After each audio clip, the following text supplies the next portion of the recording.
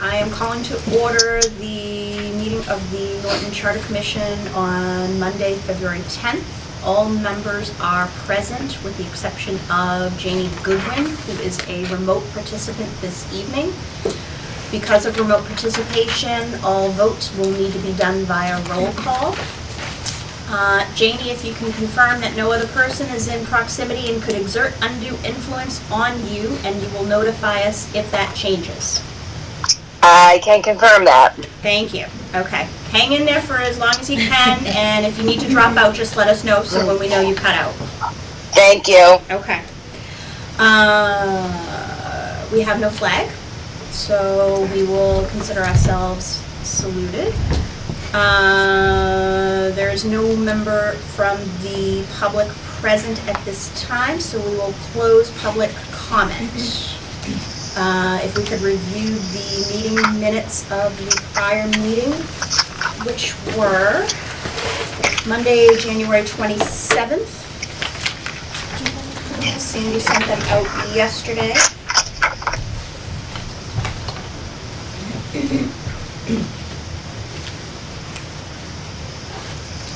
If acceptable, I will take a motion to accept the minutes of Monday, January 27th of 2020. So moved. Do I have a second? Second. By roll call, Mr. Heaney. Abstain as I was absent last week. Okay. Ms. Allerhead? Yay. Yay. Mr. Wren? Mr. Hang on, I gotta call you out specifically. Mr. Silver? Ms. Yes. Snyder? Yes. Ms. Luciano? Yes. Mr. Schleicher? Yes. Ms. Goodwin? Yes. I am also in favor. Minutes are passed. Okay, that's gonna get old. Let's not vote tonight. What? I'm kidding. Okay, we have a few admin items really quickly. So obviously we have a change in venue for the foreseeable future. Our February meetings, Norton Media Center was kind enough to host us for the month of February. In the month of March, we will be at the library. One thing I did not realize that Lee Parker had mentioned was April 20th was Patriots Day and the library was closed. And I also realized that's school vacation week. So I need to find out if everybody is going to be available that date and find an alternate meeting space that is open. I believe, Mr. Heaney, you already told me you're available? That's what I'm checking now, and looks like I should be. Yep. Okay. Is anybody else not available on the 20th? Is that? I am not available. Janie is not available. If it's school vacation. It is week, school vacation I will week. not be available. April 20th, Yes. I will not be here. So Carrie, Janie, are you out the whole week? Are you not available the entire week? Correct. Janie, are you not available that entire week? Not available the entire week. Okay, same with you. Okay, that's 3 out of 9, that's cutting it close. Shall we reschedule? 13th. The Monday prior. My calendar is actually on my phone. Which we're using.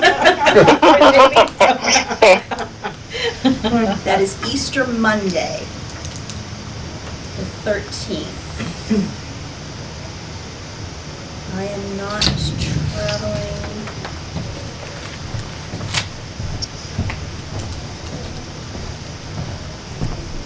Anybody have a conflict with the 13th of April? No. The 20th was a date that we had Lauren attending. Are you available on the 13th in lieu of the 20th? So many questions.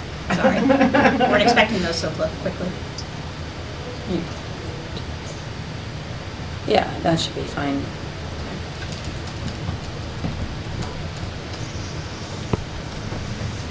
All right, nobody has any issues with April 13th? Nope. Okay, so we are going to go straight from April 6th to April 13th, replacing April 20th. And I suggest we probably stay on track from there due to other scheduling.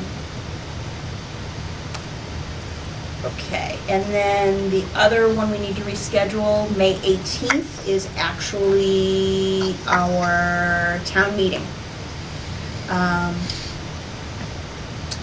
So my suggestion would be to move it to Tuesday, May 19th. Does anybody have a conflict?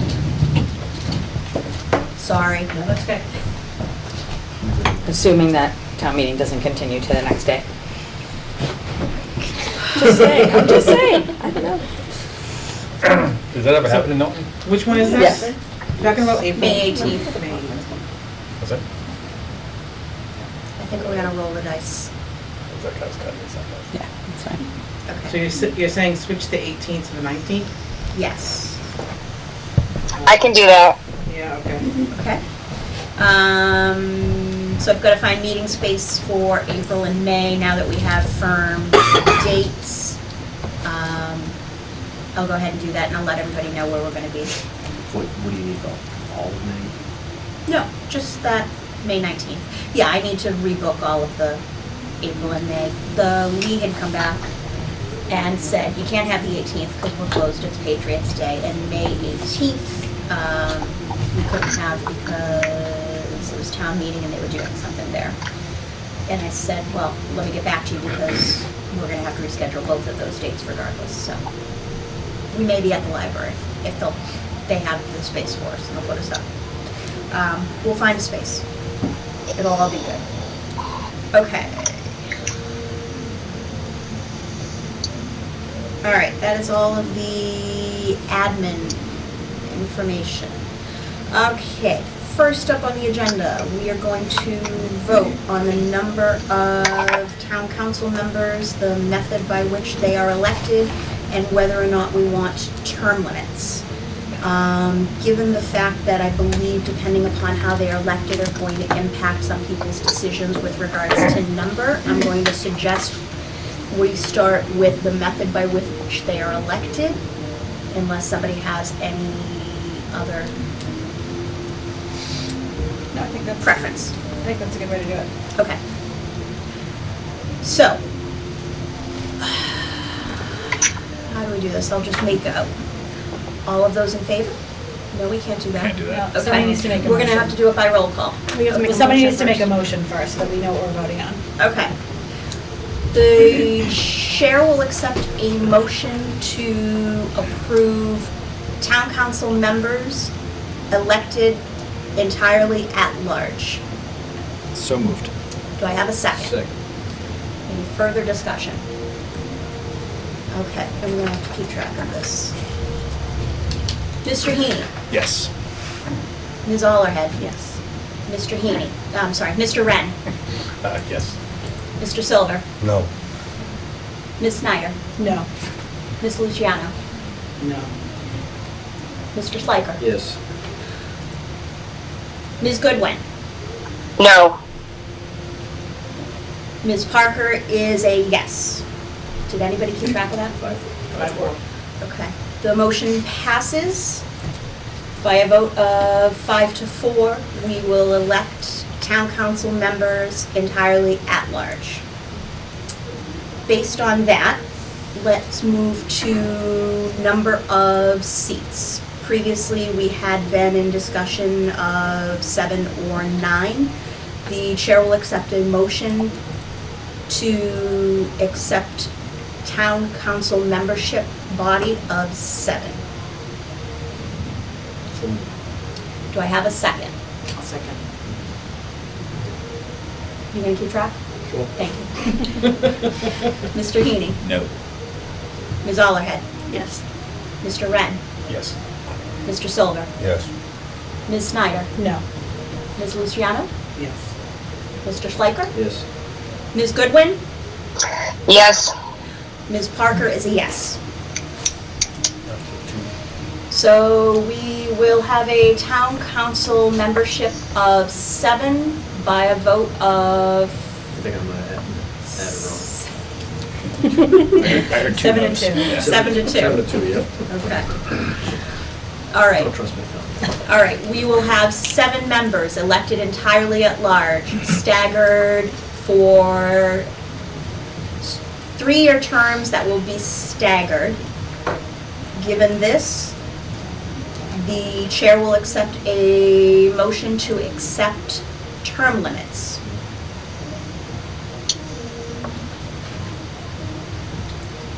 Is there a set number of term limits or just term limits? I think we'll discuss the methodology if we are in favor of term limits. Okay. You're in favor?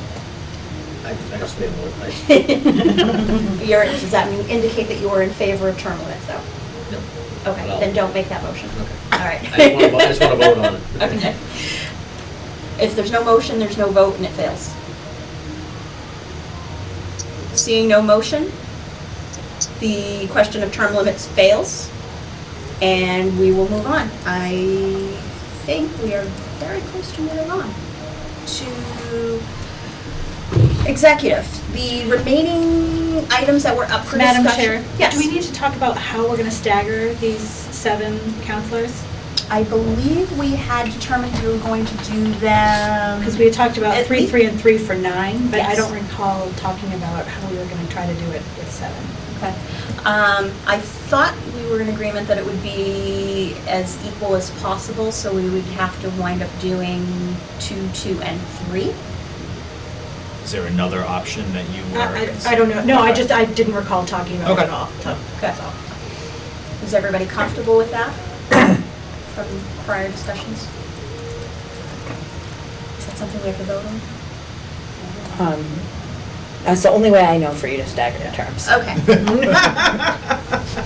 That's how we're gonna do it. Excellent. Okay, one of the things we need to discuss was town council start date. So we determined that we were going to leave our elections annually as is. So the election would be held at some point in April, determined by, probably at that point, town council. But we need to determine the start date of town councilors. In a prior discussion with Ms. Goldberg, she had stated a case for delaying the town councilor start date to, I believe, July 1st, so that it would allow the existing councilors to complete the budget process. I think it would also give town councilors a chance to get up and running as opposed to being thrown into the mix immediately. Does anybody have a? I like that idea. That's fine. Makes sense to me, yeah. Okay. The chair will take a motion to set the term start date of town councilors to be the July 1st after they have been elected. So moved. Do I have a second? Second. Any further discussion? That's just the initial election you're talking about. Yes, well, after, Every no, not election. just so after every election, After town every council election. will start the following July 1st. Okay, just want to make sure I understood. Okay. I'm fine with it, but. Okay. Mr. Heaney? Yes. Ms. Ollerhead? Yes. Mr. Wren? Yes. Mr. Silver? Yes. Ms. Snyder? Yes. Ms. Luciano? Yes. Mr. Schleicher? Yes. Ms. Goodwin? Yes. Ms. Parker is a yes. We have a unanimous vote for a term start date of July 1st following the election in which a town councilor is elected. Okay. Here's where it gets a little more interesting. The filling of vacancies. I am probably, having done some research on the 12 towns that have town council and a town manager.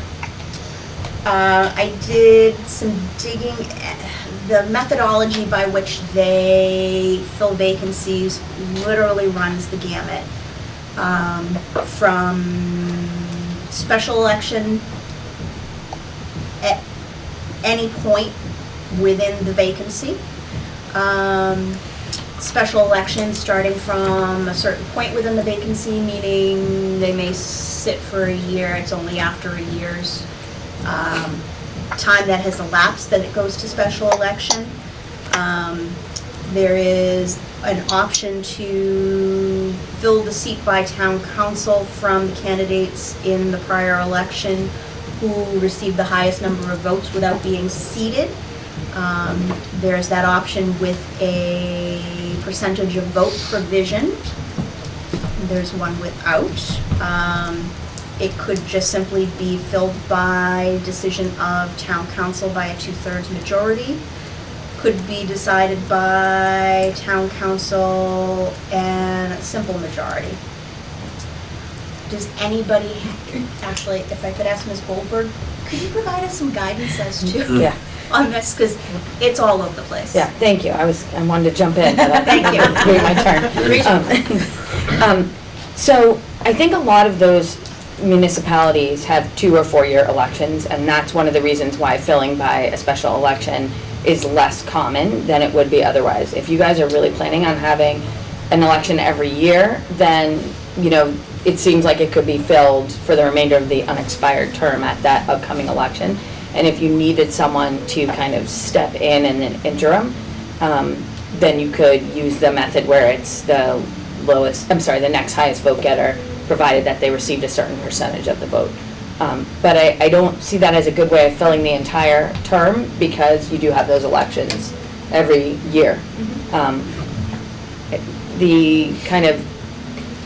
The other option is to leave it vacant for the remainder of the year until the next annual election, or to hold a special election. If you're doing district counselors, then those voters in that district would be unrepresented if you didn't have something immediately to fill in.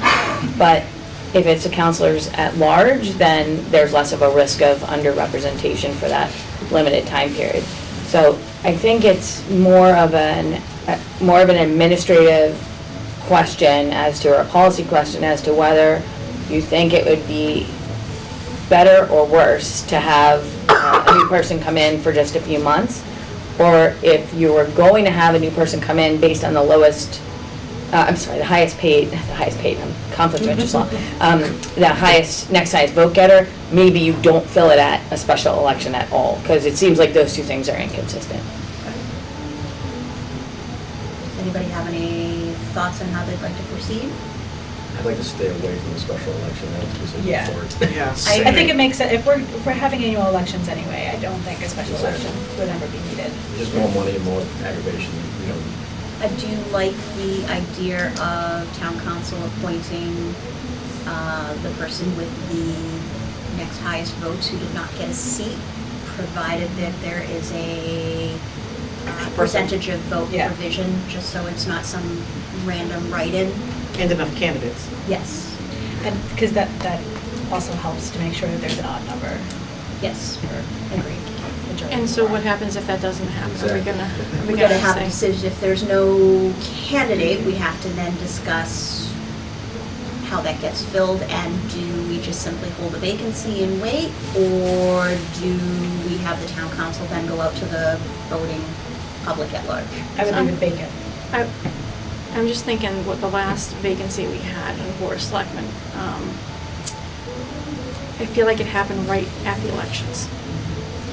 And so you didn't have enough time to pull papers and run for that election, but you didn't want to wait until a whole other year.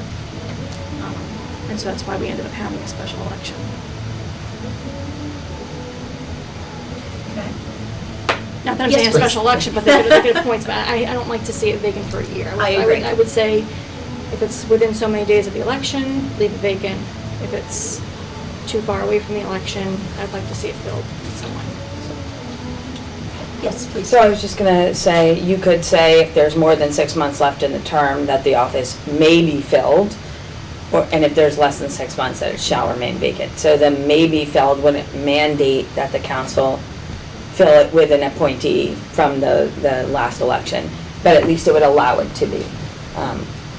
I guess, you're trying to build in flexibility for the council. Let's say that there is no next person with the next highest amount of votes who got 30% of the vote or whatever it is, then, that's a long time to leave it open. So you might want, if it was a full year, you might want to appoint someone. but you might not as well. Maybe there wasn't a race that was exciting, maybe there weren't candidates that came out, and everyone was, you know, who came out to do the challenge got 12 votes or something like that.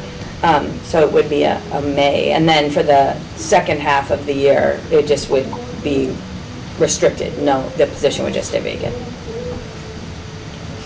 The other risk of filling it is that that person, whoever fills it, gets kind of a better spot when it comes to running for the office because they were sitting. They still wouldn't get to have the words candidate for re-election next to their name, but they would be more well-known. Yeah. I like the 6-month thing, and if it's before the 6 months, I like the flexibility of being able to, can we do away with the whole percentage vote thing and just let them appoint it straight out? You could? So for what Do it's you have worth, any option available? I don't like the idea of taking the next person, because the town voted against that person, right? But technically they voted for other people, but they were not elected in. I don't like the idea of What them. if it was a contested race and they only lost by a few They votes? still lost. Yeah. I don't mean to be snarky about it, right? Yeah. But they lost. And you Okay. put it, and you put it in every single time, that's how it has to be. Yeah. So it's great if the person's, oh, well, you know, we would have loved to have them there, but this person won, they are a great, what if the person's not? You know what I mean? Nobody wanted them in there, now you're saying, oh, you got a seat. I wouldn't what's want your the counselors provision? to just pick somebody at random from the town though, either. Right. I'd rather it be somebody who ran and at least got votes, like somebody voted for them, they came in 8th. Right. That was my question is, all right, let's assume, I think we should probably also think about this, not just in the first year, but in subsequent years. So in years where we are only electing 2 or 3. Think about it, you know, in that case, they're not coming in 9th, they may just be coming in 3rd and they each received an equal number of votes and one just got edged out. Maybe, but So what is your solution? I haven't thought that far into it. But I guess I'd ask Carrie, why wouldn't they be able to pull from the population at large? Or the eligible population? Because then the people, at least the people have had a say in an election. Right, and they said so- no. They didn't say no, no, they came in 4th, you know, in a given year, so they didn't say no. They wouldn't have gotten any votes at all if they said no, so, but if you just pick somebody at random, like, I just feel like the people have more say if you go with the next. I assume that's the point of the Next person. threshold of so much percentage of the vote. Right, I think it was Right, like is to show that 30%. at least they got some votes. At It least wasn't that no one 30%, voted. I think the generality, I've seen 30 or 35% of the person who had the highest number of votes in order to meet that threshold. So I guess I go back to my question, what happens when that doesn't happen? Because I'm wondering if we can just go to that group directly. Like, we have to have a, what if that doesn't happen, Backstop. right? And so, Yeah. can we decide what the backstop is and then see if we still want that as a backstop or want it as a primary? So I think our backstop is, it stays vacant, or town council just goes to the eligible voters. If it's prior to 6 months, then they may appoint them.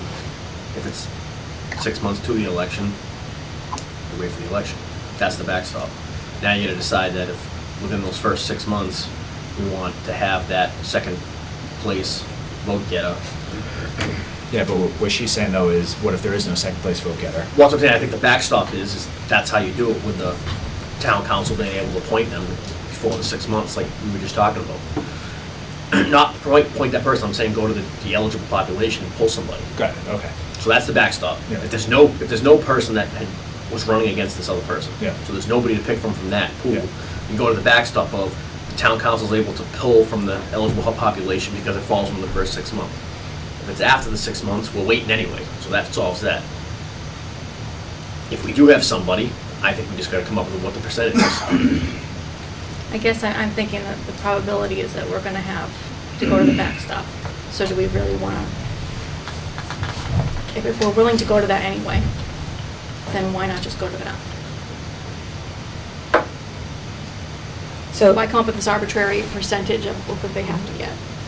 Well, I think because it demonstrates that there was at least an interest in this person. And it's not precluding town council from going and seeking that person as the potential appointee. But at least, you know, if you're starting with somebody the general public was aware of and cast enough votes for to qualify. I just know in this town, this is a very, very, very real possibility of happening. Probably more than once. Vacancies? Yeah. Not right now, but I can see it definitely happening in this town. So one thing I think is really important to bear in mind is that that position is going to be highly political, trying to fill a position that's vacated midterm with more than 6 months left. So when you're thinking about that, I think the real question is, how do you de-escalate the politics part and provide, how do you provide for the best opportunity to fill the spot with somebody who's going to do the job? And so, you know, maybe you don't worry about the percentage of votes, because especially if you have 2 or if you have 3 candidates, it's gonna be, you're gonna get less anyway.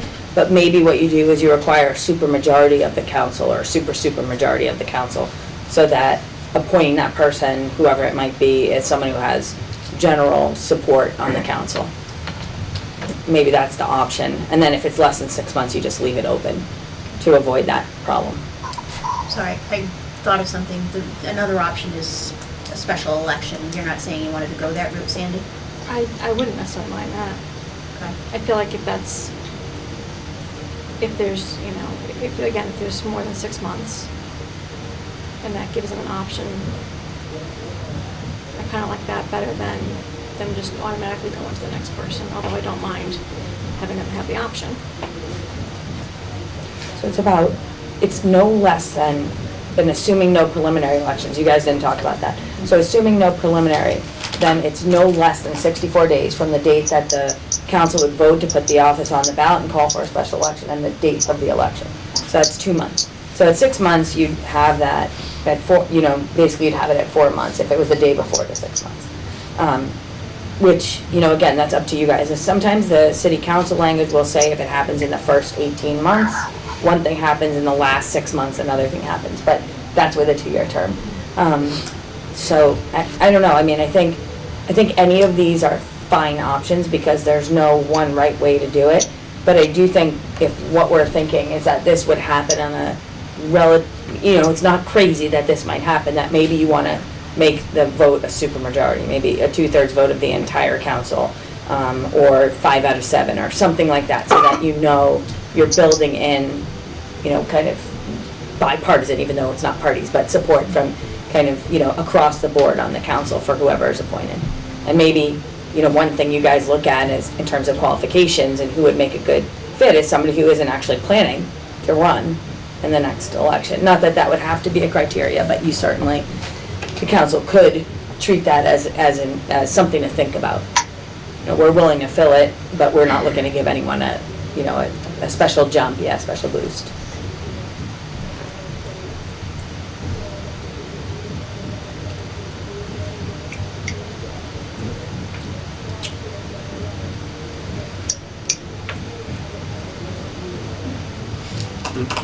What are people comfortable with?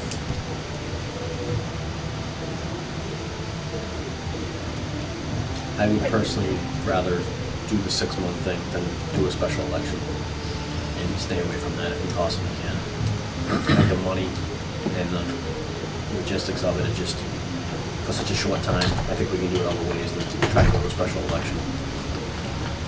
And I think that you know, it's not a shall thing, it's, you know, if things work out, so the council feels that it's not in the best interest of the council to appoint somebody, then they don't have to. But leave it up to the council and their discussions on timeframes and everything like that. It may be 6 months and 5 days, right? So what do? They may say at that time it's close enough that they're not gonna do it, but it gives them some flexibility to be able to say, we're gonna wait for the next election.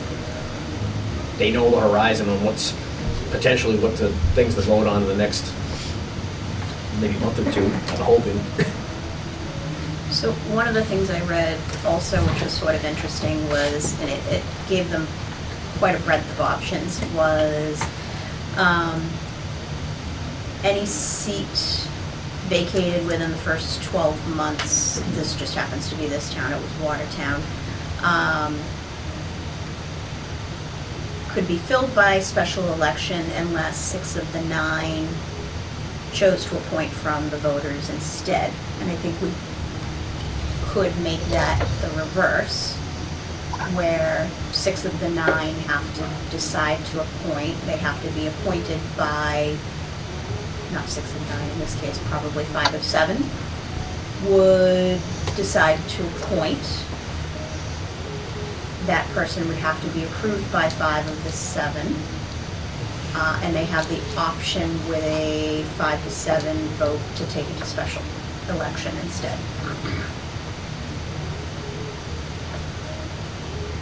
Since we're having elections every year, though, I would hate to spend the money on I a know. special election for less than a year term. I agree.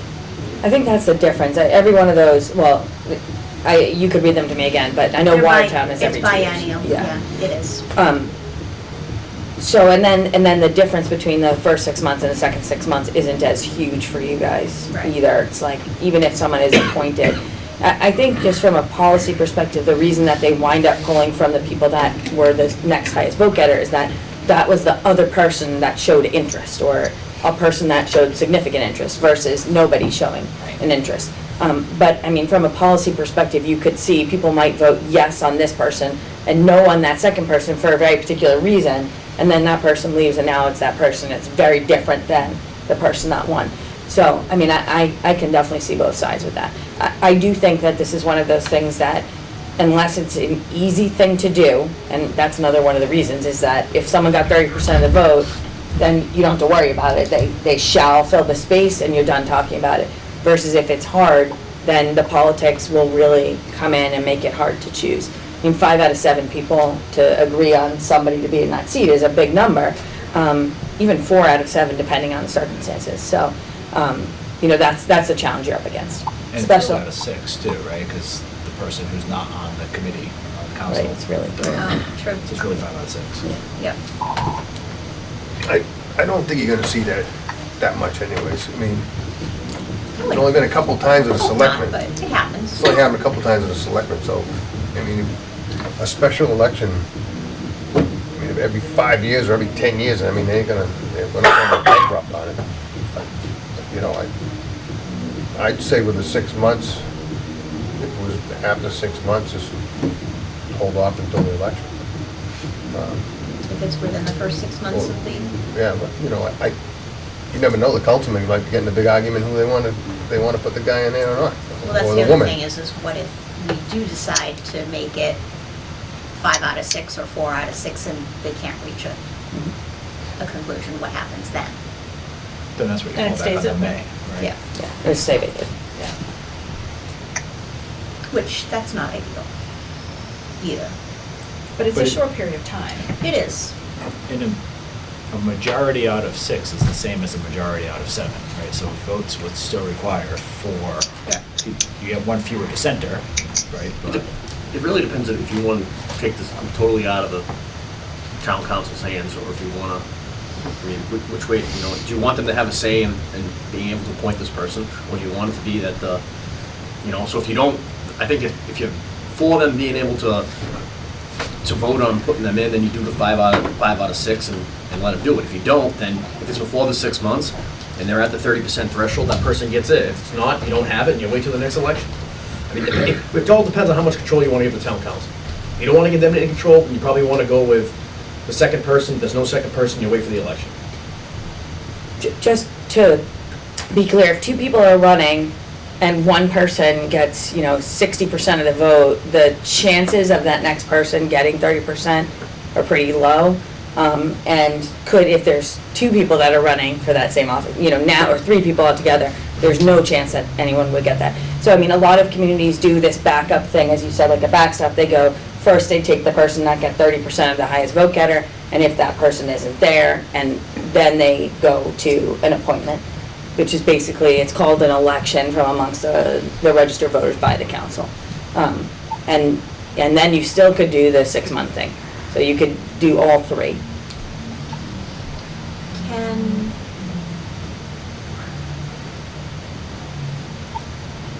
just for my own clarification, so if we did determine the next highest vote getter, provided that they received at least 30% of the highest vote getters, town council still has to vote on that person. It is not an automatic, correct? Maybe. Okay. I mean, in theory, yes, but if it says shall, Yeah. if that person exists and that person wants to be sworn in, I mean, this is a conundrum, and I've seen it in a bunch of places, because it doesn't, how does that happen? Typically, they're gonna vote, but it really, if it's a vote and they don't like that person for whatever reason, aren't we now saying, you know, gee, why do you not like because of where I stand on things? So it's my First Amendment rights that you're not approving of, you know, it's my speech and the content of my speech. I don't think it's no matter what, it's not easy. You can say may. The council may vote to fill the position with the, you know, the next highest vote getter who got at least X% of the highest vote getters. And may in this case means will. May means may if you want to. Okay. Shall means shall. Shall means shall. Shall is like the, it's a directive. However, if there's no consequence and if it's just as to time of performance, then it's directory. Okay. But typically, may means you are allowed to. That's maybe a better way to look at it.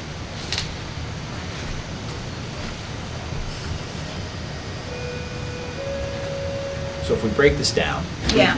does anybody think that we should fill this if the vacancy occurs within 6 months of an election? In any way, however you would want to fill it? No. Within 6 months? Right, so if No. okay. And, Peter? so, and obviously we're not voting, we're just trying to kind of guide the conversation here, right? So, does anybody then think that we should not allow the council to fill it if it is more than 6 months until the next election?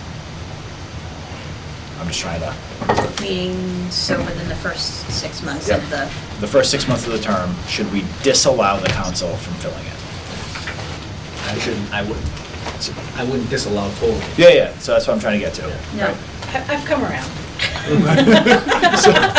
So, hang on. But I do it as a may. I wouldn't do it Yes, as that was a gonna be may. my next As in, question. You must do this, Yes. because I'd want to leave it Yeah. to the council to figure out who was, yeah. So does anybody think that we should force them to fill it via a shall in that first 6 month period? We're getting there, right? And so it sounds like we want to give them the option to fill it in the first 6 months, and now the question is just how, right?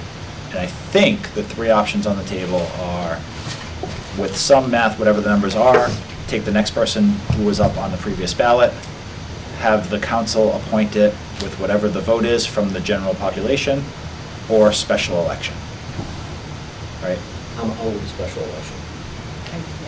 So that I that might already be the want easy that to be one. an option. Okay. Does anybody feel strongly that the special election should be the, all right. So No, then, 2 options. Okay. I don't disagree with it, but Okay. I feel like it goes back to what we've said, that we're not talking about having this happen every year. The cost, you know, there is a cost, but we have special elections for Prop 2.5, we have other special elections. I don't think it'd be the end of the world if we went that way. got it. Well, what if we leave it up to the town council that they could choose to appoint, or they could choose to go to a special election? Here's another one for you. Get me. You put the special election in here, you never had a second person even run for this seat that's now vacated, and now you have a special election and there's nobody on the ballot. Someone will run for office. That's, in my experience, someone will run. Especially for a special Yeah. election. Because it would be a special election to fill the vacancy, so if it was in the first year of the term, there would be 2.5 years or something, or if it was in the second or third, that's at least 1. I mean, I think if it's 6 months or 7 months on someone's term, then that might not be as exciting. On the other hand, it's more likely you get elected as a counselor the next time if you are appointed. If you were elected to a shorter term. There's always gonna be somebody. I can live with the worst people for a year. I do it now on a national level.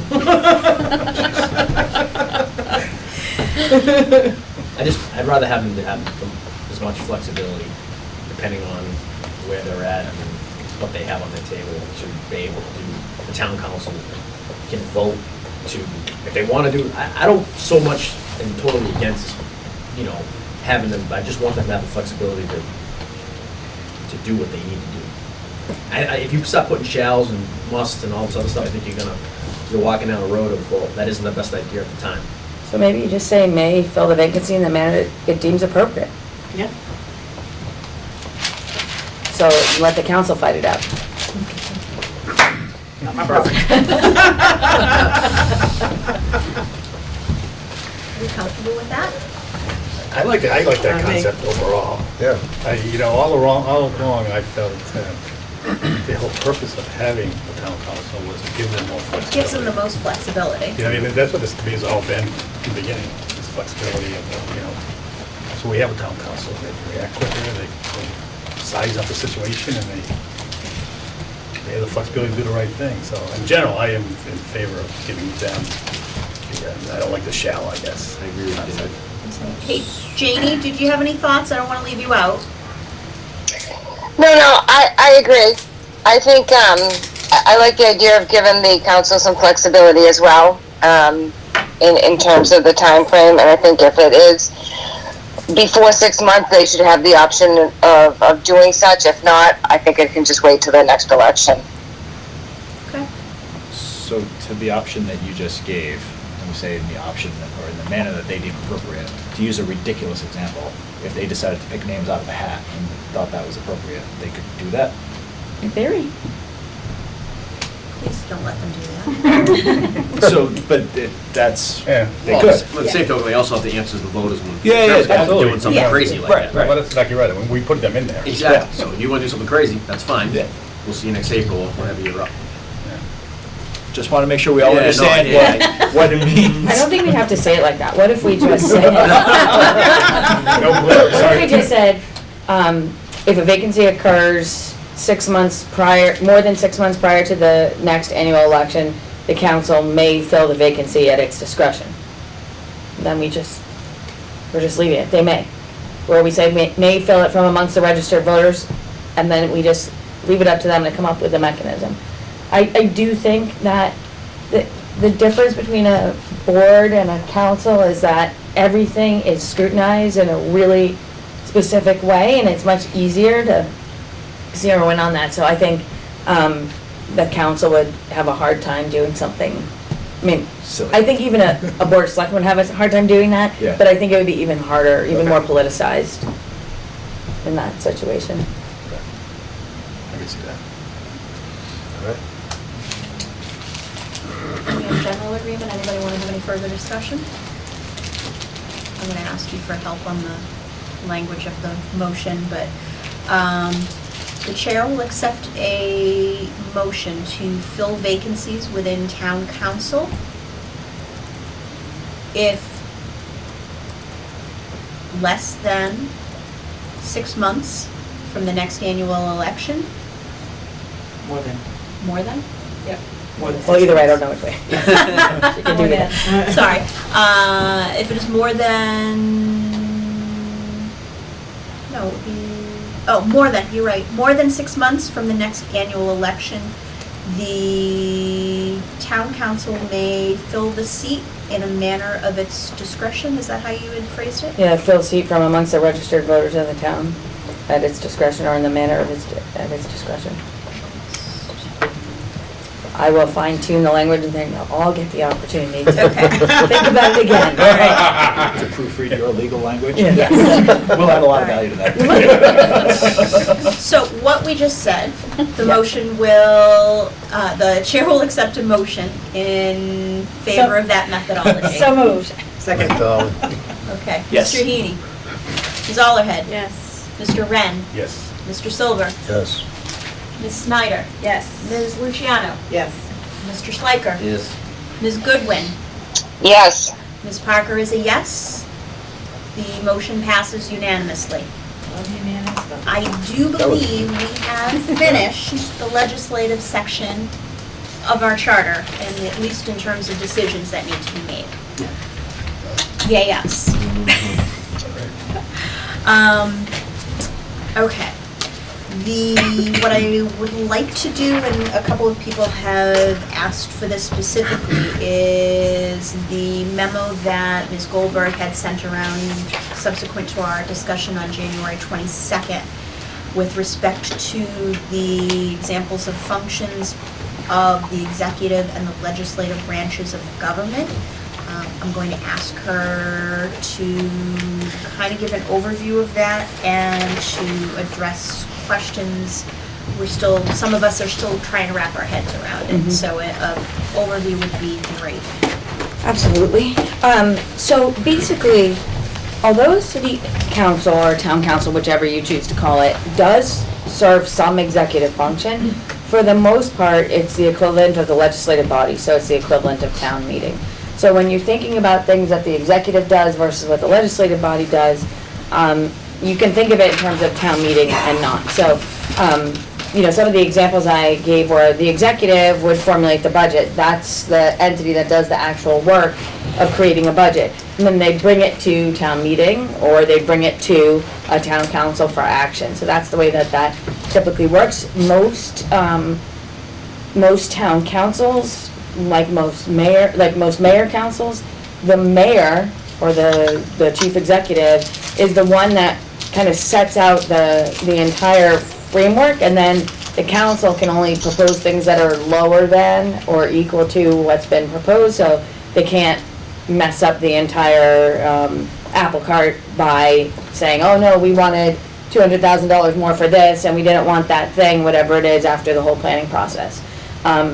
A council typically would have a finance committee or a committee on finance and taxation, something like that, as a standing committee, and that committee would work with the mayor, manager, whatever it is, to come up with kind of the budget guidelines and the broad outline of what the council would be likely to approve. And the manager, mayor would have the opportunity to explain, well, these are all the things that we need, these are the programs that should be funded differently because of X, Y, or Z number of residents, et cetera. So that's a big distinction. Is that committee typically made up of members of the council or a separate? Yeah. So for councils, they usually have 4 standing committees. It's rules and procedures, bylaws or ordinances, finance, and the other one will come to me. Education? What'd you say? Education? Education, maybe DPW too, maybe rules and bylaws are together. But those committees can either be just subcommittees of the entire council, subcommittees of the council only, or they can include members of the public. I mean, with a 7-member council, you're gonna need to think about how much work the members are going to be expected to do. And that's not a lot of people to do all of those functions. But you also want to think about the public's involvement. And so, the committees, the subcommittees are a good opportunity to allow the public to be involved. Southbridge, for example, does that. I think as long as they have a majority of counselors on the committee, they have maybe it's 4, I have to look, but 4 members of the public. So that's a decision about how to deal with that. The legislative body adopts orders and ordinances or bylaws, and the executive implements them. But remember that the legislative can't force the executive to exercise their authority in a particular way. And so, for example, if you think about, again, if you go to town meeting, town manager, it's a good way to think about it, because town meeting can decide, let's say, to zero out the new media coordinator budget, right? Town meeting could make that go to 0. But if town meeting chooses to fund that budget, it doesn't mean that the manager has to hire that person. So it might be that money just sits there unused, And so that's exactly the same kind of limit that a council experiences. A council can okay things and it can authorize things, but it wouldn't be able to mandate the executive to exercise their authority. This whole idea of separation of powers, it's something that you're gonna see come up all over the place with the council. There's usually a lot of back and forth between the parties, what's the manager's job versus what's the council's job. Litigation and settlements, typically the manager would be the one who, or the mayor would be the one who directs all litigation. Councils rarely have their own legal counsel provided for in a charter. Typically, they use the counsel that's appointed by the mayor. Every once in a while, there's a requirement that the council approve the town attorney, which I think is very complicated just from personal experience, and difficult to deal with because you need to have a meeting and an executive session to discuss what to do versus day-to-day issues.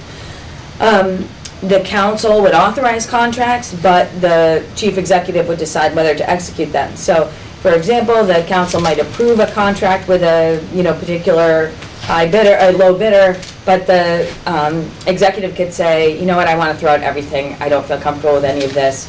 Let's start over. That would be up to the executive to make that decision. Leonard, can I Yeah. just intercede real quick? Because I go back to, I'm still trying to wrap my head around the whole concept. And when you're talking about an elected mayor in a city council, I totally get that. Mhm. The mayor runs the show. But when you're talking about a town manager who is, he's appointed that role by the city, the town council, Mhm. so they report to him. That relationship, I guess I have a hard time wrapping my head around that, because it's like telling you, whoever hired you, that I'm not gonna listen to what you told me. I don't quite get that. So typically, I think that's a good question. Typically, is a much higher percent, or a very specific percentage of people of the council that's required to oust the manager. And there's a reason for that. The manager is supposed to be insulated from the political winds. They're supposed to be, their job is to carry out the town's business, yes, under the policy direction of the council. But on the other hand, that person has to have the independent authority to be able to kind of push back on ideas that they think are unsafe, inappropriate, that would threaten the municipality's well-being overall. So there is a push and a pull between the council and the manager, and I think you could talk to North Attleboro, you could talk to Amherst, who have both switched just lately from a Board of Selectmen, town manager, town meeting to council manager. Even though the manager is not elected by the people and so completely independent, they have to have a level of independence. Any town manager now, anybody that's coming in to be a manager, they want their own authority and they don't want there to be a question about that. So for example, appointing authority, and that's a really big deal to managers. They will not, the hierarchy of things they're interested in are charters where they have all the appointing authority versus charters where they have no appointing authority. They're gonna go to the place where they have more independence. Most of the council forms of government have language that says that the council cannot interfere in any way with the day-to-day management of the town. So it's not that a council is a super board of selectmen, which puts it in like a supervisory role. It's that essentially there's two branches of government, and the manager is appointed by these people, so they have to go along to get along, at least in part. And the details of day-to-day operations stay with the manager. Less of an opportunity for the council to be involved in day-to-day. They make appropriations, they pass bylaws or ordinances, they make rules, they might adopt policies. They have these standing committees that are examining these issues of interest to the town. But they're not the day-to-day operators. So I think if you're trying to think about what it looks like, it's a super board of selectmen runs everything and then has a person maybe that works for them that just does what they say. But that's not what we're talking about with a council. A council is the legislative body of the town. So all the things on the right-hand side of the examples that I gave you, hold hearings, pass resolutions, make policies, accept general laws, so accept the laws that would address, for example, whether we want to offer exemptions to seniors, or whether we want to adopt 40U, so a particular type of enforcement or whatever. Those are the policy decisions that the council makes. They typically will appoint members of boards and committees, or of particular boards and committees. They are funding collective bargaining agreements. So manager goes off and negotiates, or manager's negotiating team goes off, just like the board of selectmen and manager right now go off and negotiate contracts. And then to town meeting or to the council comes the question of whether to fund the fiscal item, the cost items of the first fiscal year. So that's that decision. Authorizing the acquisition or disposition of real property, so very similar to what town meeting does now, but as someone said earlier, the idea is you can do it more quickly. So we're interested in a piece of property at whatever Main Street. Well, with town meeting, we have to send out the notices, we have to post a warrant, we have to hold this hearing, we have to put notice in the paper. For a council, they can just have a special meeting and vote, and there's none of that. And they have the ability, usually there's a 2-level approval process for legislation, so that people don't act hastily. So the first one is it's introduced and assigned to committee, then it goes to committee and it's heard, it comes back with a recommendation, and then the council votes. And there's only certain ways to kind of make sure there's those emergency preambles, which I'm sure you guys have seen in all of the city charters, which says, no, this is so much of an emergency, we're gonna introduce it and deal with it on today. So it's a 2/3 vote in the emergency preamble, and then whatever that separate thing is. So, let's see, the council would put questions on the ballot and would put non-binding questions on the ballot if you guys choose to allow that. A council might hear citizens petitions, so you could have a local petition process, which is somewhat of a step down from an initiative petition process, which is go out and get, 10% of the registered voters of the entire town and come back, and if we don't agree with you, if we the council don't agree, it goes on the ballot if you collect 5% more, something like that. But there's also different kinds of citizen participation, so you could have like a 50-person petition, so 50 people agree with something, they can sign a petition, and the council would have to put it on its agenda. So that's another kind of thing. They'd approve conflict of interest exemptions for members of public bodies. So if they are going to, if, for example, your Board of Health, one of the members wanted to also be the health agent, it would be the council that would make the decision on that. Those types of things. But it is not the same as being a super Board of Selectmen. The executive branch is still going to be separate from the legislative. And if it wasn't, it wouldn't look much like the government that you're used to. I don't mean here in this town, I mean in general. We have different people that can sign warrants for payment than can, write the checks. And there's a reason for that. So those checks and balances would remain in place. They just kind of shift a little. And yes, councils do have a role that can be more executive in nature because it will have some appointing authority. It will have authority to authorize entrance into contracts, etc. But that's really through the money piece. It's money and laws that a city council is really in charge of, or town council. So. Sounds like a lot of unchecked power for the executive. Well, I think it's a balance. It's a balance between what's practical and realistic, I think, and what kind of is a perfect world. And I think the reality is that a council, most councils don't meet every week. They meet every other week or, every 3 weeks or whatever. Then in the interim, they have those policy committee meetings. They don't have the ability to make the day-to-day decisions because think about now, when there's a personnel issue, you want one person who's trained to deal with it. And the only time it gets to the Board of Selectmen or to a board level is when it has to, because there's so many risks, for example, of dealing with employment issues. The laws are more and more complex. So the idea of having a single person making those types of decisions is typically a benefit of having a town manager. So even now, we have the town manager making certain appointment decisions. Sometimes they're approved by the council. And by the Board of Selectmen. But again, I think the way for most towns to operate in an effective manner is for the executive to be able to do the work of running a day-to-day operation that's a millions of dollars operation, and then it has these policy setters who are elected by the people to act as the brakes on that. And then the manager needs to get approval from the council for lots of things, and the council can't go and try and run the town because it's not a super board of selectmen. And even in towns where there is a very strong board, their ability to intervene in day-to-day operations is very small, because it just doesn't work like that.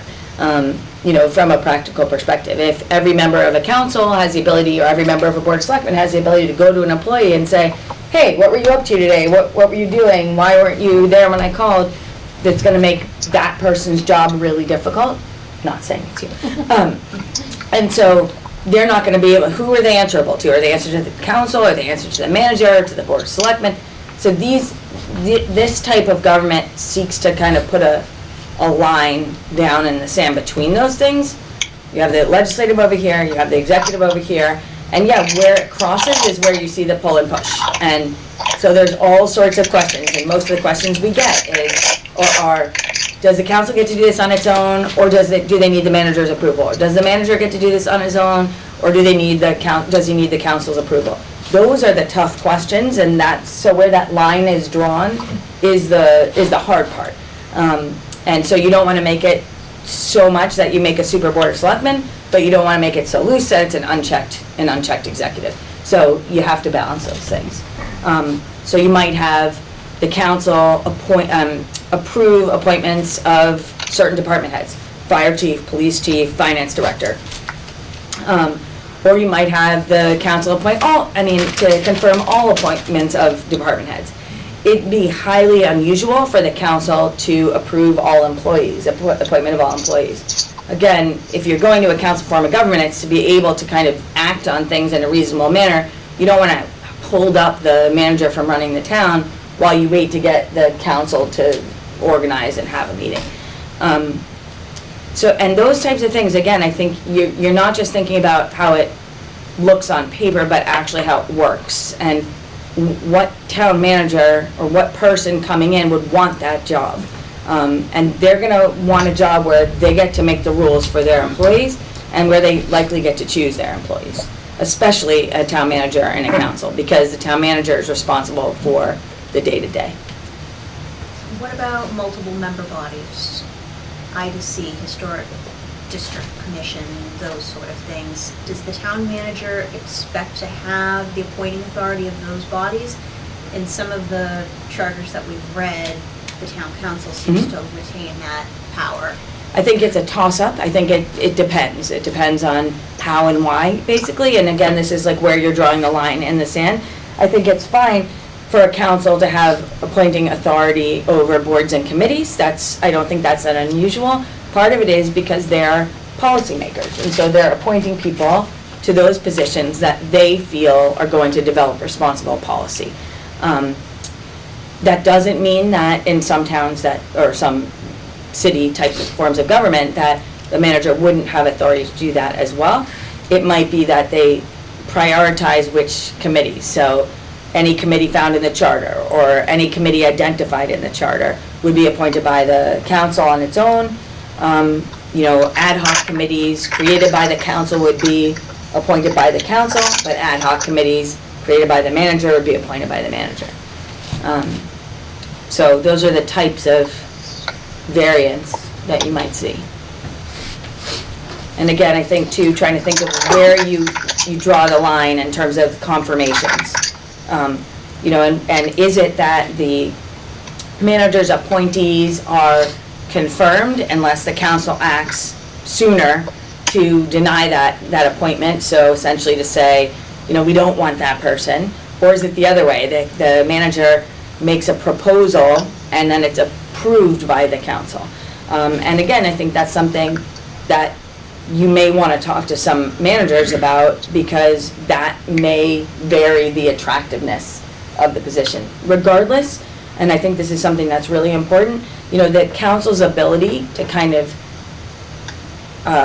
ask questions of the manager and demand information from the manager, and the council's ability to demand other people, including appointees of the manager, to appear before it is a very contentious issue.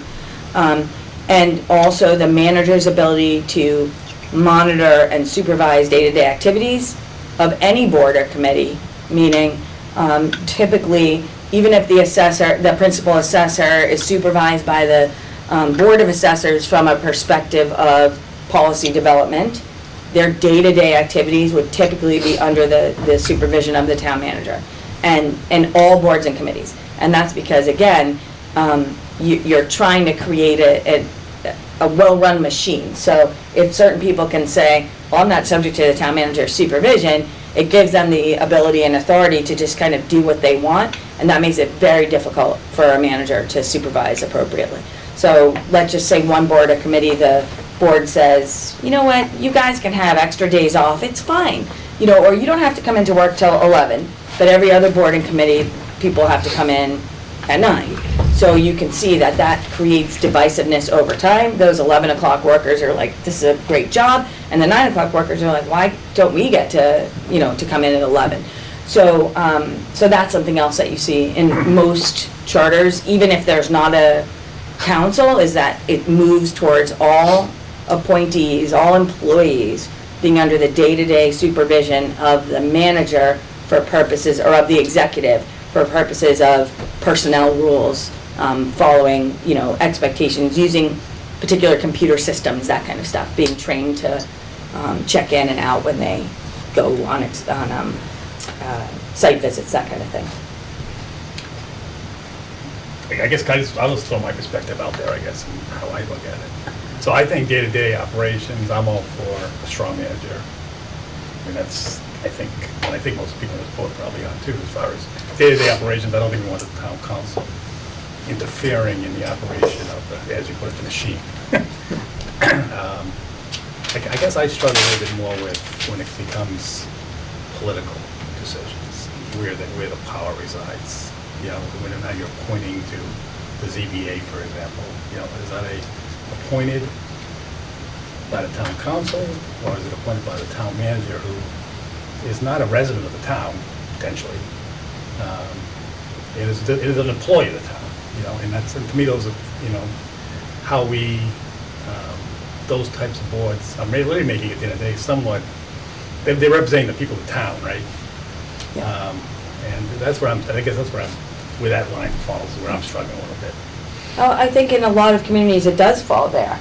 And so the zoning board, the planning board, the conscom would be appointed, if they're gonna be appointed, if they're not elected, would be appointed by the council, that those board members, but then maybe, you know, something that doesn't appear in the charter, other boards and committees created under the bylaws or something, would be appointed by the manager with confirmation, or maybe there's no confirmation at all, maybe it's just the council. That's a policy decision about kind of how you want things to run, and I think trying to decide where that line goes is, and I know we talked about this the first time I came out, is part of deciding what do you want your town government to be like, what's it gonna feel like to work in that town, what's it gonna feel like to be able, who you're gonna talk to if you have a problem, how do you want those people to get in their positions? So that's something that you have to think about if you're making changes to that. Then, you know, if you're leaving the elected bodies that are currently elected, and you're changing appointed bodies, well, what does it say now? And is that something that you're comfortable with? Do you want it to be the Board of Selectmen / town manager, or do you want it to be the council? Because that's really kind of how that works. And where the council will be elected and the town manager won't, you know, are you gonna defer more on policy matters to the council? Or are you gonna say, we want the manager to do that, and we want to reserve the right to the council to say, no, we don't like those people. Now, I think any town manager worth their salt would tell you that if they have appointment authority, they're certainly gonna consult, even if they have appointment authority subject to confirmation. They want their appointments to be confirmed. And so, you know, if they're a bad town manager and they do things consistently that the council hates, well, they're not gonna get very far. And it's really important that you negotiate your contract with that manager really well. a good town manager in that situation is gonna consult, is gonna try to get a feel for the town and understand what's going on and why people might be good or not good. They might create their own appointing committee to assist them. They might, come up with some process for asking for candidates and vetting them, rather than just kind of doing something on their own, because they wouldn't really know. So, some of this you can't legislate. Some of it just has to happen. And some of it, you guys are kind of putting the pin in where you want those lines to be, so.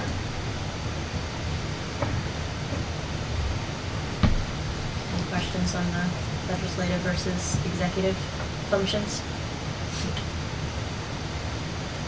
Okay. Delving into the next on our discussion is with regards to the executive branch specifically.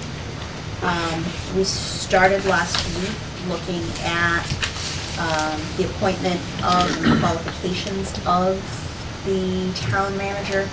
We started getting into the nitty-gritty of it and decided that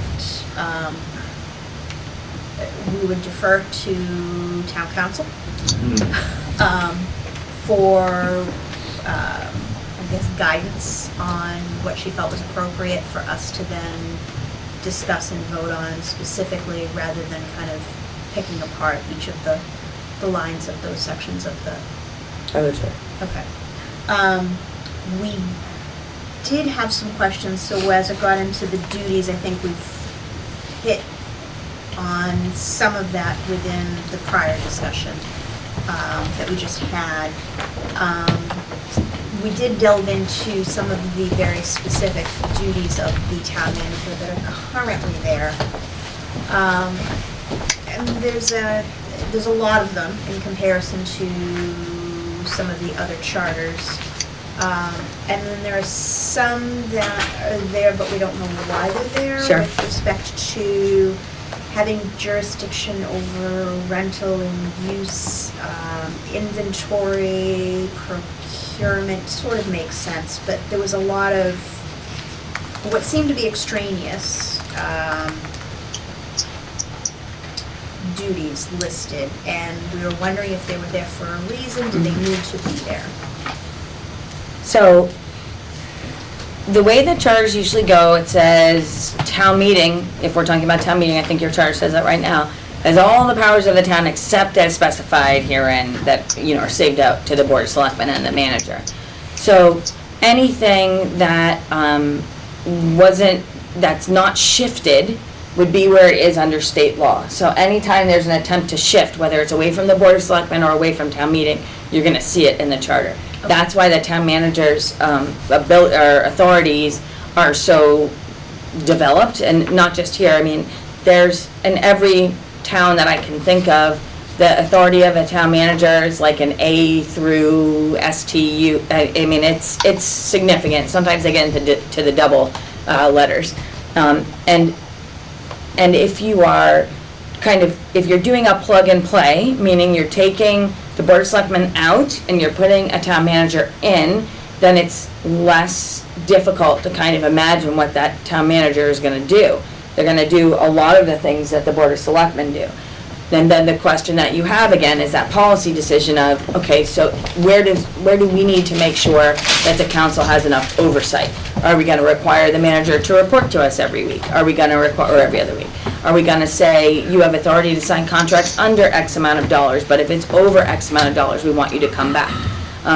Do you have the ability to negotiate collective bargaining agreements, but not the ability to sign and execute collective bargaining agreements? So each of those things is a push and a pull between the executive and the legislative.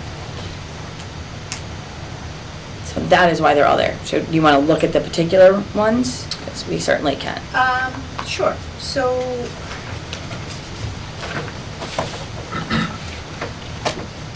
to have full jurisdiction over the rental and use of town facilities and property, except property under the control of the school and the library, or conservation. And that is one of the things that is typically in a charter. Again, the idea is to centralize responsibility, not necessarily to centralize complete authority.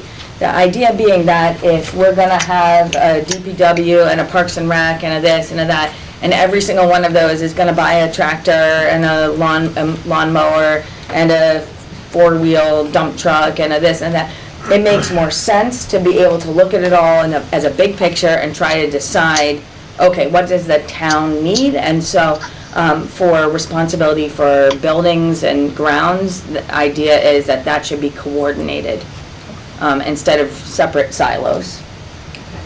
That would be the same reason for inventory of town property. It, in the reality of it, it wouldn't be different than you have right now, because that's in there right now. The idea is that the manager would then have to say to department heads, you need to give me your inventory, you need to give me your inventory, so that all that can be managed. Procurement is a huge level of risk involved with procurement. And that's why procurement in most communities, especially those that are adopting charters, you know, and revising charters, they have procurement through a central office, a central procurement person. Usually that is a town manager or a city manager or a person to whom they've delegated that. So they might have a procurement office with a procurement officer.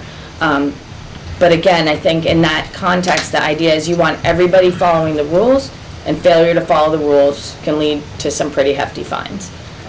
So that's why procurement is like that.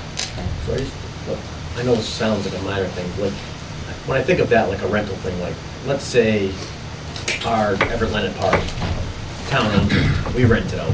How would that, I'm just using this as an example, because I can really think of it, we rent out. Like, how would that be handled in that type of wording? Like, Well, it's how you have it now.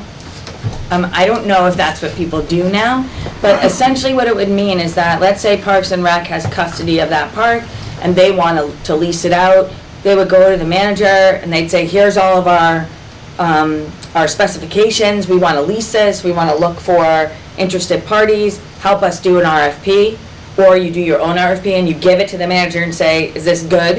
Is this good enough? And it goes to the manager signs it, the RFP goes out.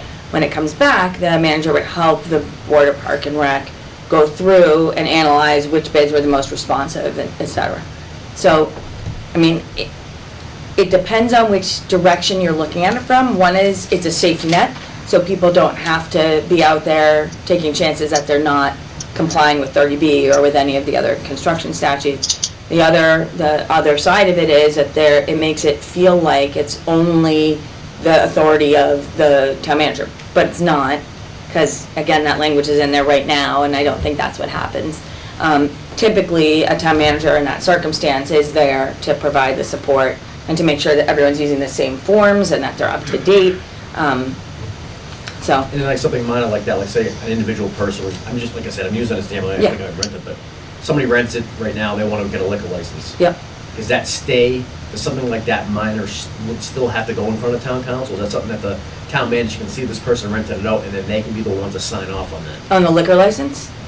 So liquor licensing is either done by a separate board, and a lot of communities have them, a liquor licensing commission or a local licensing authority. And that is heavily regulated by state law. So that would still go to the council or to the separate board.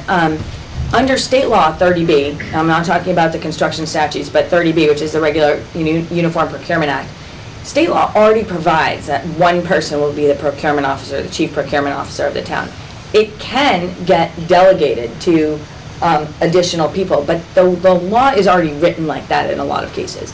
This authority to enter into contracts for bigger projects, that's a different one. And that's something where, you may have a dollar amount below which the council doesn't want to be involved in the decision-making process, but still wants to get a report. So, put in our packets every contract you've signed under 30,000 or under 50,000 or under 100,000 or whatever it is, and then we retain the right to weigh in on others. And then, the council might put contracts on its agenda in the consent portion of the agenda, meaning no vote, because they're all fine with that. And it only gets pulled out if it's over a certain amount of people are worried about it.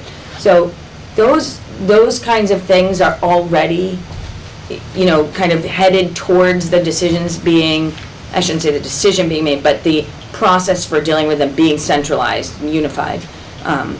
And so, you know, I can't imagine that a manager in any circumstance would want to say yes to a new school or yes to anything like that without going before their appointing authority to make sure that that's what they want to do. With respect to our specific DT, I don't necessarily disagree with what it's doing, it's just the placement of it, and why is it under the duties and responsibilities? And it states that all actions taken by the town manager pursuant to the above stated authority shall be subject to review by the Board of Selectmen, which may, by the affirmative vote of 4 members taken within 30 days of a particular action, order any such action to be rescinded. I'm not necessarily disagreeing with the ability to do so, just the placement of it within the charter. So I've read your charter a lot of times. I don't think I've ever read that. That's kind of weird. Yeah. Because some of the things that a town manager does are effective immediately, and to undo them after a particular period of time would impact the rights of third parties, and so it wouldn't even be possible. Yeah, I think that's a weird place for that.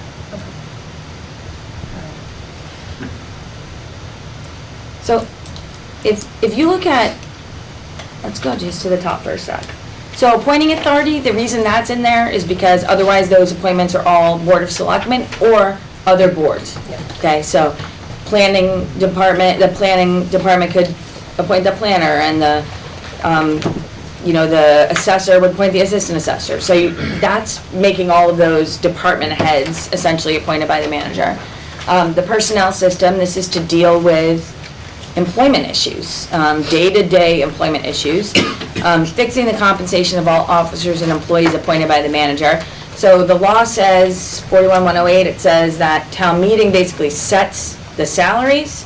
For elected officials, no choice, but for appointed officials, the appointing authority can fix the salary within the amount appropriated.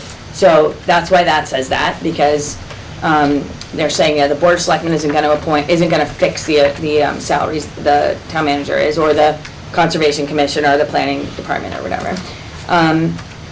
Full and complete records, that's kind of a standard one. Let's see. Full jurisdiction over rental and use, that's to make sure that we have a cohesive plan for the upkeep of the town. The operating budget, in case there was any question whether it should be the Board of Selectmen or the Finance Committee that are going to prepare an initial draft, that's why it says that. Negotiate contracts. That's because the Board of Selectmen is the appropriate public authority for purposes of negotiations, unless it says someone else is, and so it says the town manager is. And that's been refined over the past few years. If you guys remember, there was an amendment to the charter about attending negotiating sessions, and it's right in there. M, which is the purchasing agent of the town, the chief procurement officer, that's for the reasons that we talked about. Acquired at any time into the conduct or performance of duties of any officer or employee, whether appointed or elected. That's kind of a mimicking of a statute in the general laws that's applicable to the Board of Selectmen. So it's just making sure that the town manager has enough authority to kind of follow up. This next one is a bigger deal: reorganize, consolidate, or abolish town agencies serving under the authority of the town manager. And Article 5 is where that language is actually found, and that's basically allowing the manager to make changes that he or she thinks is appropriate in organization, and they basically provide notice to the Board of Selectmen, and then they have 90 days or 60 days to disagree. And if they choose to disagree, they can just say no. But they can't say, but if you did X, Y, or Z, we'd like that better, and then that would be okay. So that's that process. R is very important. Coordinate the activities of all the agencies under the office of the manager and the Board of Selectmen, with those under control of other officers, under the control of other boards and committees, because that allows kind of a cohesive government. And then perform any other duties that they tell them. So that's why all those things are there.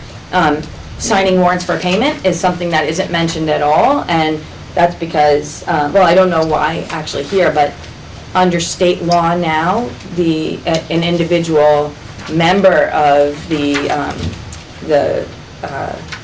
individual member of the Board of Selectmen can sign, and they can delegate it, but they can't delegate it to someone not on the board. So that's something that you're seeing in many more charters. So I didn't hear you give any thought that anything that's listed there is abnormal, or we should... Except for that last one. Yeah, fair point. Yeah. Beyond what you just mentioned about warrants for payment, anything else that is missing that's common in others? Well, that question, I mean, as I said, like, this only goes up to T, and a lot of them go up to the double letters. There's a lot of other types of things that are addressed in these sections, and you probably saw some of them in what you guys looked at, because I know you looked at other. But, you know, again, I think it's what do you want that manager to do? And it is useful to take a look at the city form of government, to look at what the mayor is assigned to do. You can also search the word mayor in the general laws, and you'll come up with a lot of things there. Chapter 43 is the plan forms of government, so you can see some of that there. In terms of this, you'd want to look again for appointing authority and whether this is the right group of positions for the manager to be appointing, and whether you wanted to make any of these subject to the approval of the council as well. Again, I think a council probably, they have a lot of responsibility, so I don't know that they want responsibility for approving every single appointment. I can see that there'd be some here that they would, but you know, I don't think employees generally are the types of thing that a council would get involved in. Department heads, maybe an officer, a particular person who's an officer of the town, like an inspector, maybe, or maybe they just say, you bring us the information and we decide if we disagree with you. So that's what I would do with that list, but I don't think anything here is unusual. Would you recommend like getting this detailed in No. terms of what? Thank you. No. I was hoping you I would say would, no, not at all. I would say anybody who, most of these charters, including boards of selectmen, town manager charters, what they say is that the board of selectmen appoints the members of the multiple member bodies, as well as a police chief, a fire chief, and maybe a town council. And if there's a finance director, and then everyone else is appointed by the manager. And what that would say is that certain of those positions might be subject to approval by the council or the selectmen. In some towns, like in Dedham, it says the town department heads are appointed by the town manager, but the department heads make the appointments of the employees. They're all answerable to the town manager, but it comes through the department heads. So there's no one right way to do it, but a list is not required, because we will say, and anyone else not mentioned is appointed by whoever it is, whatever level we get to. Anyone else who's classified as a department head goes, you know, appointed by this person. Anyone as an employee, appointed by that person. We did have the discussion last week where we seem to be in agreement that the town manager should have the discretion to authorize a department head to make their own hires. Always subject to his overall approval, but to give their department head some autonomy. Okay, so that's authority. a Dedham model, Yeah. basically, yeah. I'm sure they would love to know that I said that.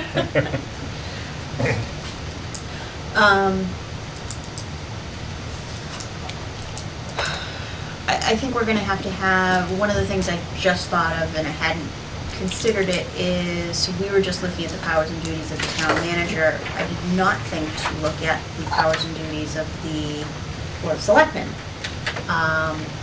Because that is currently the executive branch, and we need to probably pull some of those in to town management now as the executive branch. Hadn't considered that until a half an hour ago. The nice thing about that is, you definitely should look there, that's really useful. Yeah. And then you should decide what role the council has with respect to those matters. Okay. So then the question is, does the manager get to do those things before telling the council about it?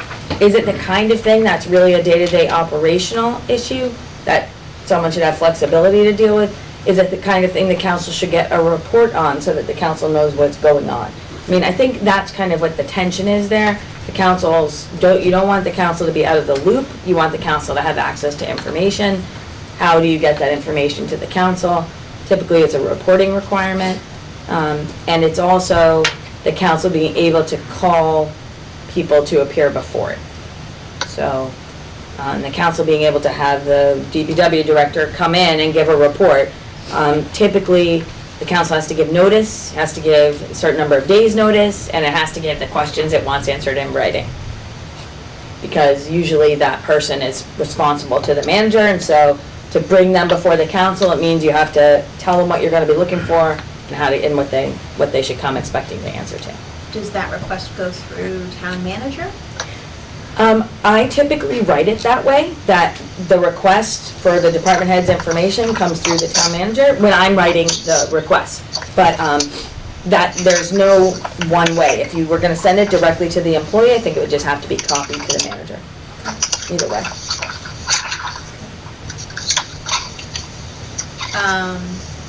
Yeah, one of the things that we were talking about last week is the ability of town council to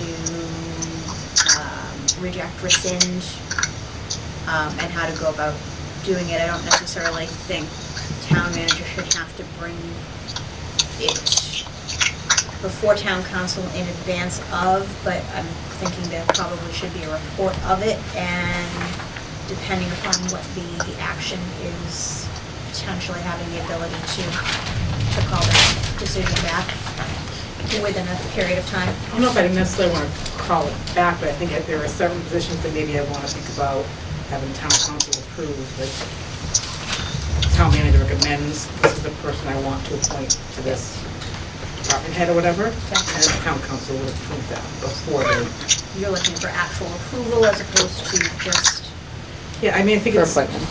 Yeah, I think after they've been appointed, I think, like you said, it's not fair to that third party, right? yeah. If they've been hired, now you're gonna pull the rug out from underneath them and say, no, you're not. But those were the ones you were talking about, were just specific key ones: police, fire, town council. Except for, town council though, police and fire and the town council will answer to the manager. Right. Like, that's their day-to-day. Right. But let's say that the council thinks the fire department needs more shifts or whatever, that's something the council would discuss and talk about, and then the manager would say, okay, let me come up with a funding plan for that, and then the council might say yes, or that's not enough, and have a conversation about it. I think it's different, and I think what you're talking about is with appointments, I think it's, as long as you say upfront what it's gonna be, whether it's those prior approval, appoint subject to approval by the council, that's one thing, or appoint subject to disapproval by the council is another thing. And you wanna look at the timeframes. So let's think about, a police chief or a fire chief who's switching towns. How long is it reasonable to have them wait to be confirmed? Is it within 14 days that the council has to act, or it's deemed approved? Or is it within 14 days the council has to act and it's deemed disapproved? If there's no action. So you want to be thinking about things like that. And the more kind of important the position, the potentially more important it is to get it dealt with within a timely manner. And this isn't just those positions. I mean, all of these department head positions, everybody knows their reputation in the community, not just this community, but their, if you're an inspector, your reputation in the inspector community matters. You don't want to have a job hanging out there for a month while you're waiting for the council to act on it. Are those typically the only two that you see having the council have the authority to approve or not approve? Or you see like planner or town treasurer or Yeah. those kinds of things? I do. I mean, I see those two. Finance director, police chief, fire chief, finance director. In a town where planning is a big deal, you'll see the town planner, and in other towns, there's other things. But yeah, you might pick out of these, 10 that you might think are important or something. But again, the council doesn't want to spend all of its time Right. doing a personnel function. It's not, it's going to pick a manager that it's comfortable with and believes that that person's governance style is coordinated with its style. So that's and again, it's the same thing, are you gonna have someone who's gonna be the building inspector wait for 3 weeks while the council gets to its next meeting to approve? Or are you gonna assume that, there's a certain level past which, the council won't be involved? Not that it wouldn't be reported, but that it wouldn't be a decision maker in that. I think 14 days is probably reasonable, because they probably meet every 2 weeks anyway. Yeah, I would think so. On the other side of this, for the towns that do have that type of stipulation and that's the department heads like that, how many times do you see a town manager recommend somebody for that position and then a town council go, no? Very few. So my concern is, are we wasting time with this? With this setup, I just feel that the most important job for the town council is to make sure that they hire and give a contract to the town manager that, number one, they hopefully can trust, two, that can do the job, and it's gonna lead the town in the right direction. But because it's his show or his boat, he wants to captain the boat. Or hers. Or hers, I'm sorry. But they wanna direct the town, they wanna direct the town where they think it should go and what's the best decision for the town, Yeah. because they are responsible to town council. Yeah. That if you start pulling these little things out of the ability for them to do this, are we just creating more red tape for a red stamp to say, we're trusting you to do this job, just like we're trusting the department head to then appoint these employees? My question is, so now you're gonna go hire a town manager, let's say in 10, 15 years from now. Yep. You're gonna pull these candidates in. Is that something that they're gonna look at and say, well, you want me to direct the ship, that's fine, but you need to let me hire the people that I believe should be here? Yes, I do think a town manager will look at that, a town manager candidate. They're going to look. That's one of the key things. Do they have authority over department heads? And regardless of whether those department heads are for elected or appointed boards, regardless of whether those boards are under the direction of the town council, do they have the authority over them? So I think this is a compromise situation, and that's why typically it's just the important position, and every position is important, and I mean, don't take me wrong, because everyone in an organization makes a difference, but the ones that are the most front-facing, that are responsible for the most of the budget and most of the, what the people see, those people are often subject to that approval by the council or confirmation by the council. One other concern as well, we are a civil service town, so some of these appointments that you're talking about are also in the strict guidelines of civil service. So, Right. When a town manager comes in here and now wants to make an appointment, even at some of those high-ranking fire chief, police chief, they have to follow the guidelines, which they Right. should know, being a town manager under civil service. Yep. Town council may not know those individual things on how civil service works and appointments and points and, civil Yep. service is a very, confusing thing. So I just feel that the town manager is taking all those things into consideration and then making that appointment because of civil service and state law. And now all of a sudden, look, I'm giving you the candidate that falls under these requirements, that this is what we need to do for the betterment of the town. And town, now, politically, we don't want to play this game. Well, now you're taking Well, politics. is it always politically though? Because, so you have a town manager, he's been hired, and he's 3 years into his 5-year contract, and, and he's lost, maybe he has made some good appointments. And, people in town are questioning whether or not he's the right town, maybe he's not so great for this town. So, if you don't have any ability to approve any of his appointments, you just give him carte blanche, we're gonna give you all this authority, you gotta live with that to a certain point in time, because you can't, the reality is, you can't just fire him and say, you're out of here. But is there a way There's to? So even though you're right, you hired who you thought was the right person, the town council at that time hired who they thought was the right person. But anybody who's hired people knows that sometimes it works out and sometimes it doesn't.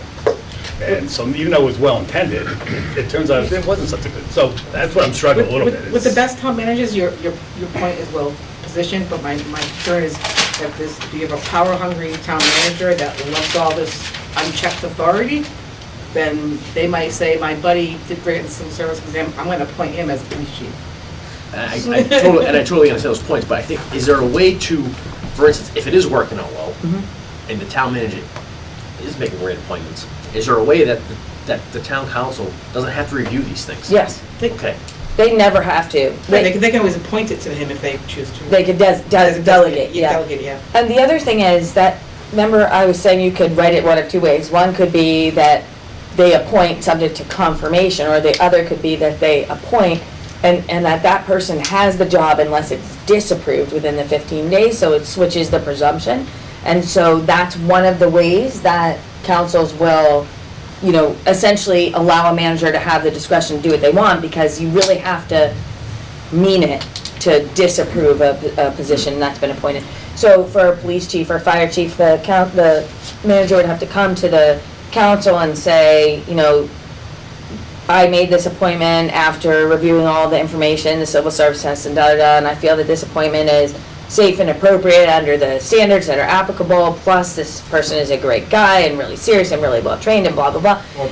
Or woman, exactly. And so all of that stuff would be part of the discussion. Now, the council wouldn't have to wait the 14 days. Let's say that that this person really wanted to get things done with quickly.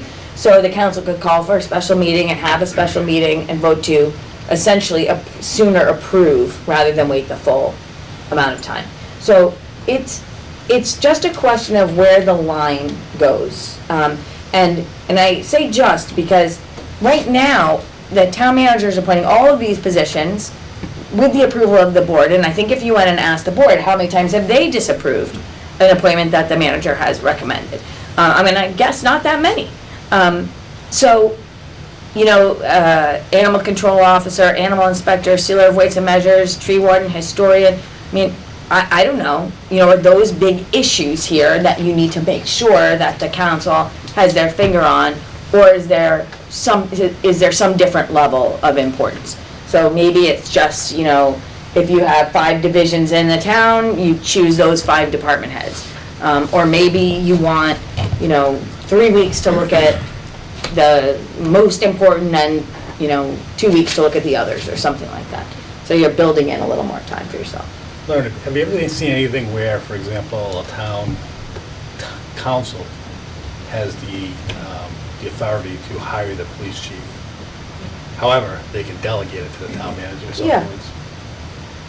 Yeah. So they can always pull it back, but if they feel comfortable that the town manager is he's working out well, it's like, you know what, you take care of it. We delegate that to you and we're done talking. Yeah, I think it is possible.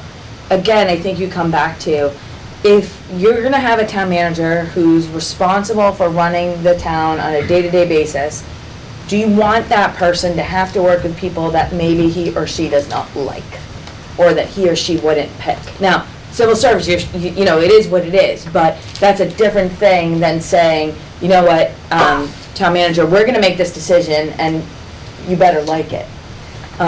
Because that's a different position to put that person in. I think typically town managers want the authority to at least recommend a candidate.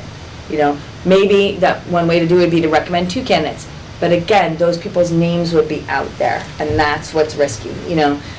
If you're a police chief in one town, you don't want your name out there that you were looking for a job in another town unless you think you're gonna get the job.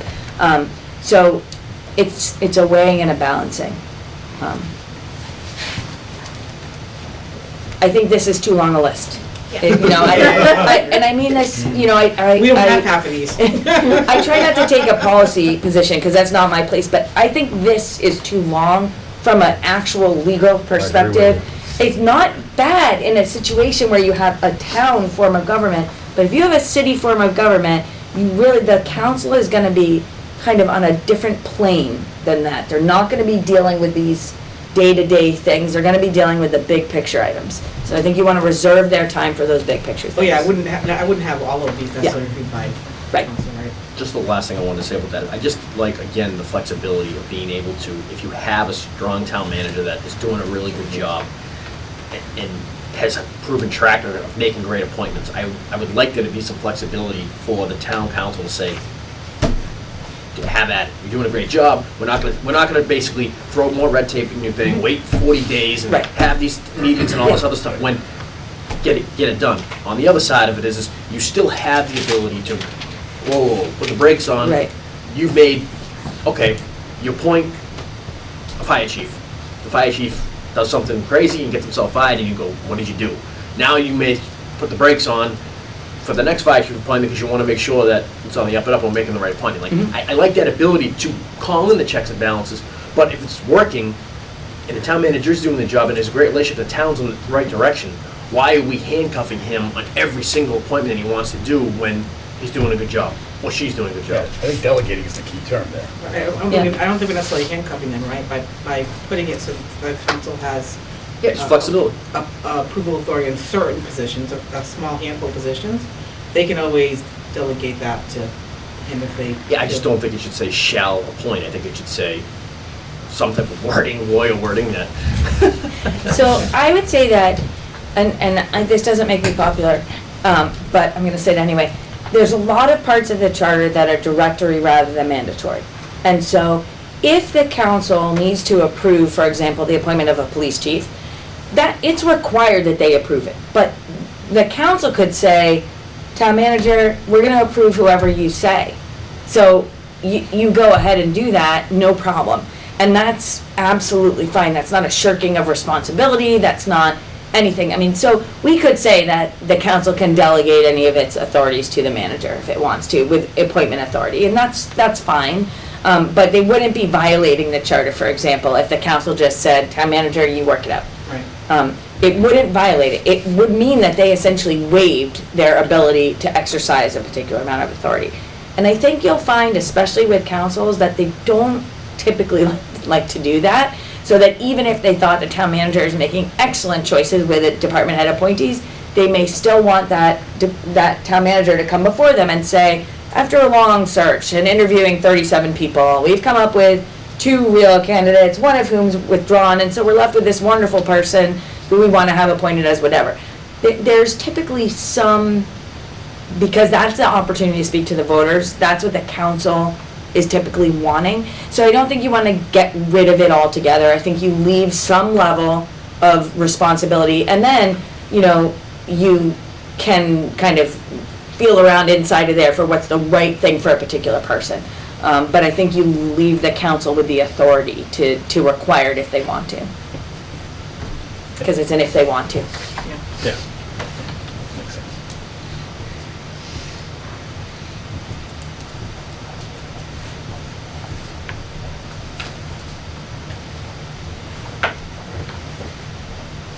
Okay.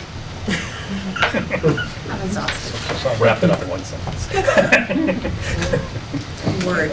I know, it feels like it's later, but not what it is. I was checking. What time is it? How did that happen? We've been here a long time. This is not long. I'm kidding. I'm joking. No. I was kidding. Yeah, for us, we're moving right along here. We haven't even been to the snack break yet. So I have a question, I guess, as to, you've given us a lot to think about tonight. I think we've given you enough to draft the legislative section. I think we've given you enough to at least start the executive. Would you, I'm trying to figure out what the next best option is. So we've got to kind of go through and figure out what the duties of the town manager are specifically going to be versus town council. We need to pull in what board of selectmen were previously responsible for and look at those and delegate those. And then determine which are going to have approval or disapproval authority by town council. So, but I don't think we need to necessarily hamstring ourselves to be just what we had before, right? We can be No, a little more that's what I'm creative. kind of, Yeah. I'm wondering, do we take what we've got existing, or, I don't want to ask, is there a universe of duties available, or is there a best practices available? I can get you some examples, Okay, and then you can look at them. okay. All right. And again, this is one of those things Because there where, might be things in here, I've read other charters, but we may be missing something major just because it's not contained within ours currently. right. I don't, there's like, the charter's up there is kind of the governing document, and then come the ordinances, and the ordinances fill in all the holes. So anything that you don't have addressed that you actually need, you can put in the ordinances, or the council can put in the ordinances. the idea is that this will kind of give the general rules out for the future. So, I can give you some examples. I will give you some where they go into the double letters, AA, BB, and then you can kind of see, because that has taken power and authority from a bunch of different places, you know, a bunch of the otherwise executive branch. So the planning board, the conscom, this and that. And so it's taken little pieces of all of that and put it into the manager's responsibility. And then I think you need to ask what's reasonable. What would a manager who's actually responsible for day-to-day without a board of selectmen, what would they need to do a good job? And what would feel too constraining and what would be too liberal a grant of authority? And that's I think how you get your categories. And honestly, you can pull out my executive legislative thing and say, you know, which one is this thing more like? Is this more like a council thing, or is it more like a board of selectmen thing? That'll help. And then with regards to, are they broken down with, here's where town manager has full authority to do whatever he wants? These are the ones where, how do you break down the ones where either town council wants to review it in advance or wants the ability to disapprove it once it's done? So I think those fall into certain categories. One, we've talked about a lot, which is appointments. The other is contracting authority, and usually the thought there is above a certain amount the council wants to know about ahead of time, even for general 30B contracts, which is, you know, procurement of supplies and services. And then the bigger picture contracting, which is public works projects, building projects, those typically the council will be involved with before any contract is executed, most of the time because they need to appropriate the money. But it still requires that there be, you know, a consultation with the council. So contracting, and then other things. When you see the dollar threshold of where the council has to approve spending, where's that dollar threshold? Higher. Like 100,000, 500,000? Yes. Yeah.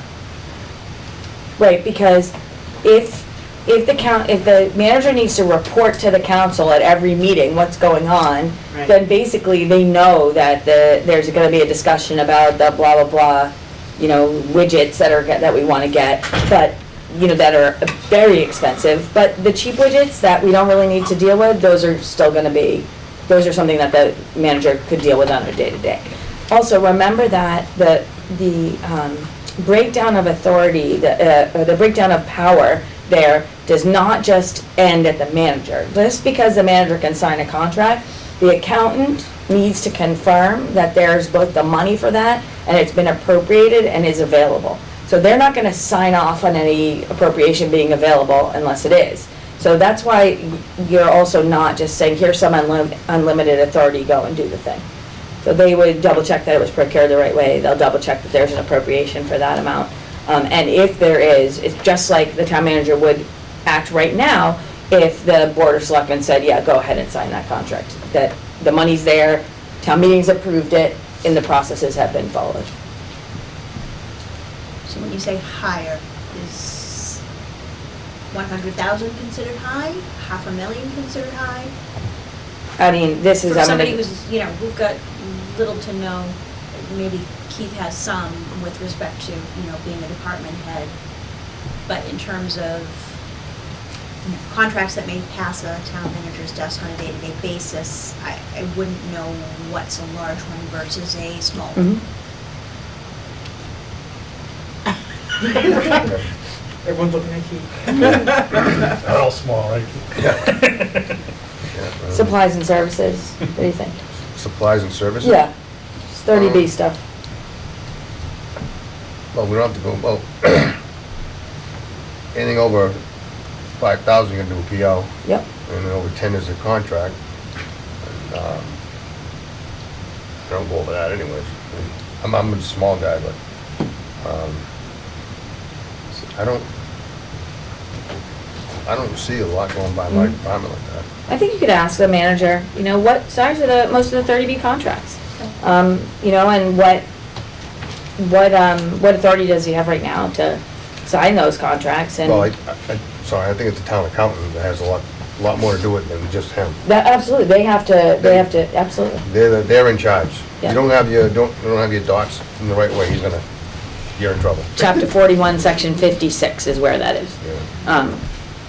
So, and if you read it, I mean, it makes it clear why no one has independent authority to just write a check or just to sign a contract. But I wouldn't go less than $100,000 probably, because I feel like you are going to have somebody who's responsible for a giant budget. And the whole idea is that the council doesn't have to be involved in all of those things. The council will have already appropriated the money for whatever it is. That's the real check on that, not then entering into the contract. But they have to report They'd have to report. what they spend. That's right. Exactly on what and Yep. all that kind of thing. So even right now with a board of selectmen where the town manager gets to do those things, a report is pretty typical. So they come back and they're giving an update on the events of the town, they'd say, and I, signed 3 contracts for the school and 3 contracts for this and this for that. So, So similar to what happens right now with the Board of Selectmen meeting. Mm-hmm. Okay. There's a report of the that's right. town manager. Oh yeah, the town manager's gonna have a financial report, they're gonna have, construction reports, they're gonna have street updates, they're gonna have all of those things so that the council knows what's going on. I really do feel like the council, that's the biggest, from my perspective, that's the biggest issue for the council. They want all the details. The information, get the information, yeah. Exactly. But you have to be aware of the open meeting law, and you have to be careful, not to violate that. So typically, the administrator's report or the manager's report will have a list of all of the kind of activities of the past couple weeks, if it's 2 weeks. For a town of our size with our type of budget, is 100,000 even maybe too low? Maybe. Can I ask somebody to volunteer to talk to Mr. Units and find out? I can talk to him. Thank you. But I'm trying to get, what are you guys trying to do with $100,000? Determine at what level they have to come to town council to Well, no, does it come to Board of negotiate. Selectmen now, To get pre-approval. Do you know if there's a Well- limit now that we, I don't know what you guys have now. Right, I think it's a matter of asking what he has now. yeah, right now, right now you go to capital improvements for anything over, I think it's 25,000 or 10,000. And then capital improvements go in front of the finance committee and then it gets approved at town meeting and you have to go out to central registry with over 100.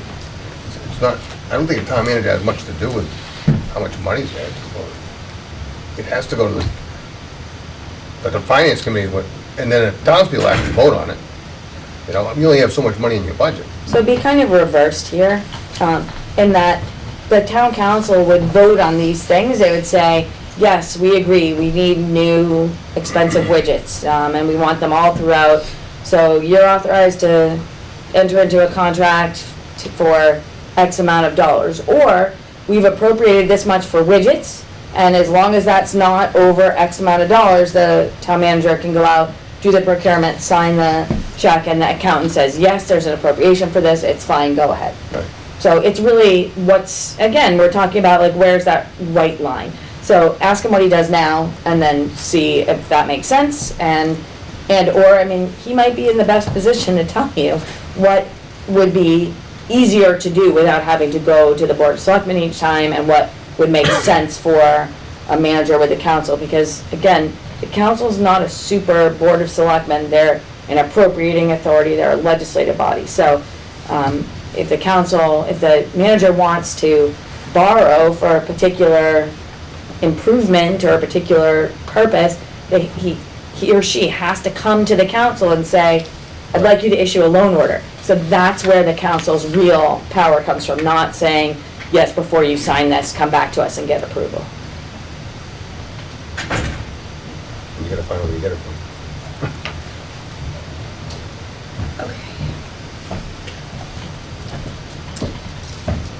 Can we talk a little bit about subcommittees? Sorry, does anybody have any further discussion with regards to town manager? We've got quite a bit of work probably to do next week. I just had one quick question on the financial piece. I understand he sets the budget, but if there are, let's say, a list of 10 new positions that people want that didn't prior exist, So he set the priority too, as far as which one he thinks is most important, if you can only hire one of those 10? Mhm. Or does town council get to weigh in on what the priority should be for the town? So typically there'll be a meeting with the town council and the school committee and the manager and the superintendent. And everyone will talk about goals for the upcoming year and potential amount of increase in taxes that might be collected, how much money there might be, what there might be in free cash, and they try to set budget priorities all together. And then after that, it's usually the school superintendent and the town manager that get together and do that, once they have that policy guidance. And so typically it would come from the superintendent based on what they know about, I'm not the superintendent, the town manager, based on what they, or maybe it is the superintendent, no, I'm just kidding. So I think we probably have to have some prescriptiveness around that process around getting together and say the priorities together. So, yeah. Groups, right? So a lot of times what we'll see is that there'll be one super big meeting with both boards and both chief executives for the specific purpose of developing budget priorities, and then the manager will go back and come up with a budget schedule, and, you know, a list of what the budget priorities are. If there's a finance and taxation committee or something like that, then that committee will also be involved in kind of formalizing that process. But in most cases, the budget comes out of the town manager's hand because they are the executive. They're doing operations. And then the question is, can the council increase any of those lines or can it not? Because typically with a mayor form of government, the council gets the budget the mayor prepares, and then it can either go lower than that or appropriate what the mayor asks for, but it can't increase lines. And I would say that's pretty typical for council forms of government. Again, it's a weird balance because the council is the legislative body and the executive, the town manager is the executive. So just like right now, you'd have town manager, board of selectmen, who are executive side, prepare a budget, and that would go then to a finance committee, which is essentially a representative committee of the town meeting, or answerable to town meeting, and then town meeting decides whether we agree or we don't agree.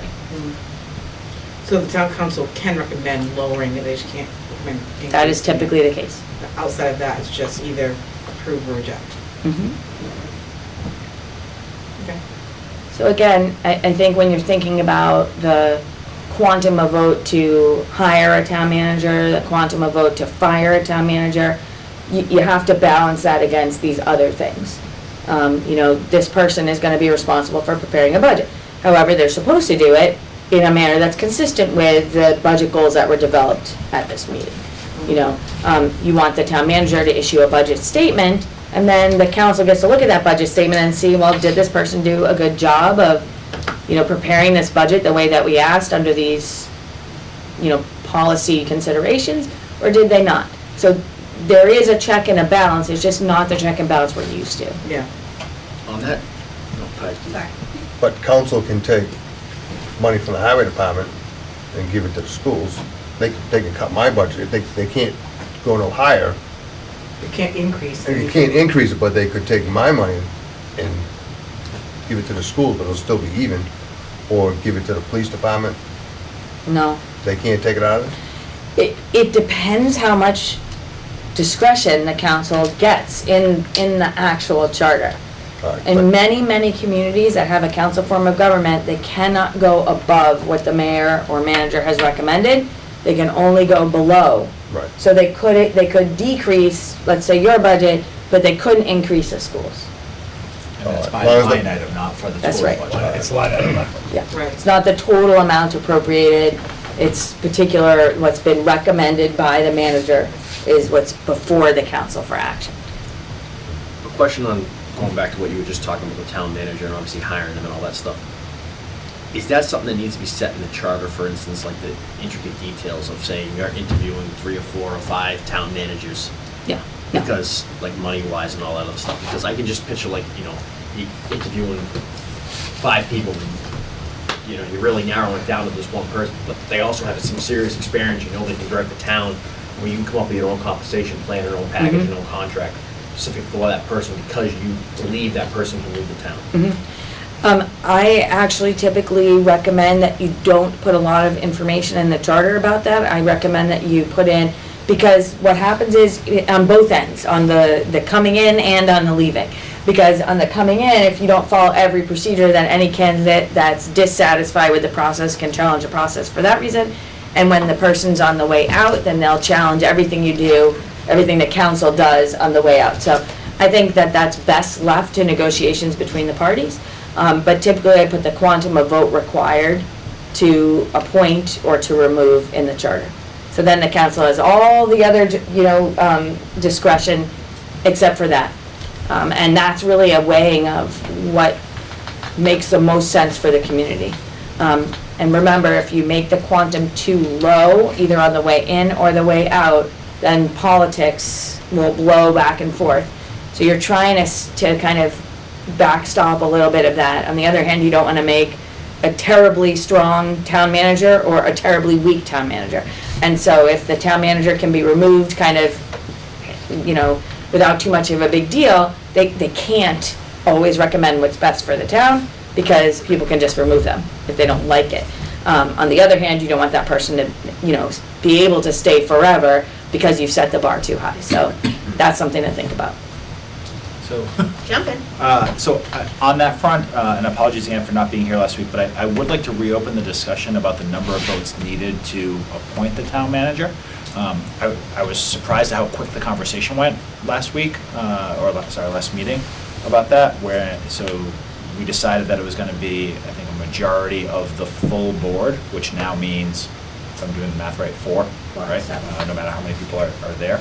I would like to potentially discuss raising that, based on how much more authority the town manager will have, right? I view it essentially as the consolidation of, much like we've been talking about here, it's the consolidation of this Board of Selectmen and the existing town manager into one person.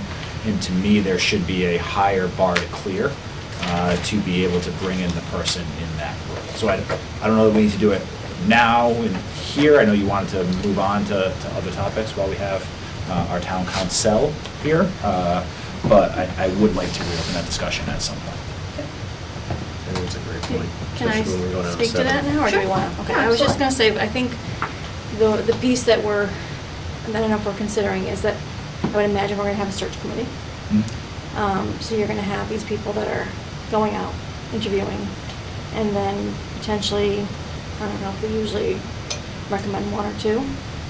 So they're the ones who've kind of done the legwork.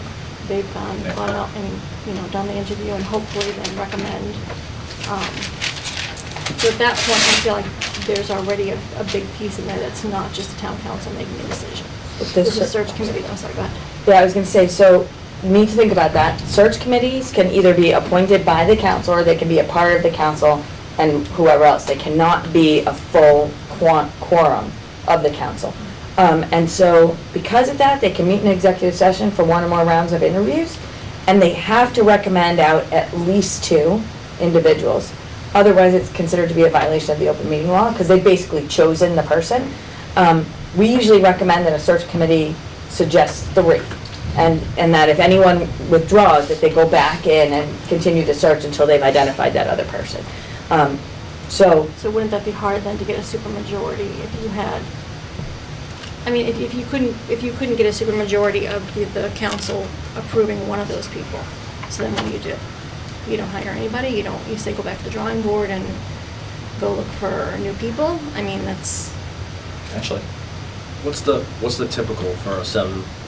2/3 of the entire board. After really thinking and talking about the strength of the town manager position, I'm a little bit more inclined for a stronger. I think the 7, we were so up in the air, we were 7 or 9, so I think at the time, I think it was kind of a hasty go. I agree with you. I think with the number 7, I think that strong majority probably is a good idea for that type of power. So you're talking about the difference between 4 and 5, right? Yes, so Yeah. 2/3 That's would require 5. Yeah. I'm saying go Technically 4.6, but Yeah. Gotta round up, guys. Last I checked, that 0.4 of a person, that's tough. I agree with you. I think 5 is a good number for that, especially on a 7-person council. So that's interesting, because all the charters that I was looking up a bunch of them beforehand, and I saw it as a majority for hiring and a two-thirds for firing. Yeah, that's not unusual too, yeah. And it is a majority of the full, not just who happens to be present. I think that was the stipulation we made That was last what we week. settled last week. Yeah. Yeah, the full, right, yeah. Regardless of what's required by the charter, so this is also something to keep in mind. No manager wants to start where only 4 out of 7 are approving them, even though they need to get that other person on the other side for them to be removed. A lot of times, even when the vote is 4 out of 7 initially, they'll take it again so that it's unanimous before they actually do the hire. Because it's just not a good feeling for someone to start under that kind of a cloud. I think it is, when you're thinking about, where the balance is, it's very significant that a person who's put in can't be removed unless they get 2/3 of the full council. So that's your backstop against, bringing in somebody that turns out to be awful. If they turn out to be awful, then everybody says, great, bye-bye. And if they don't turn out to be awful, then they have to work hard to get a 5-member majority or whatever it is. There is a risk. There's a risk that you're not going to get 5 people that agree on whether someone is good enough or the right person or whatever.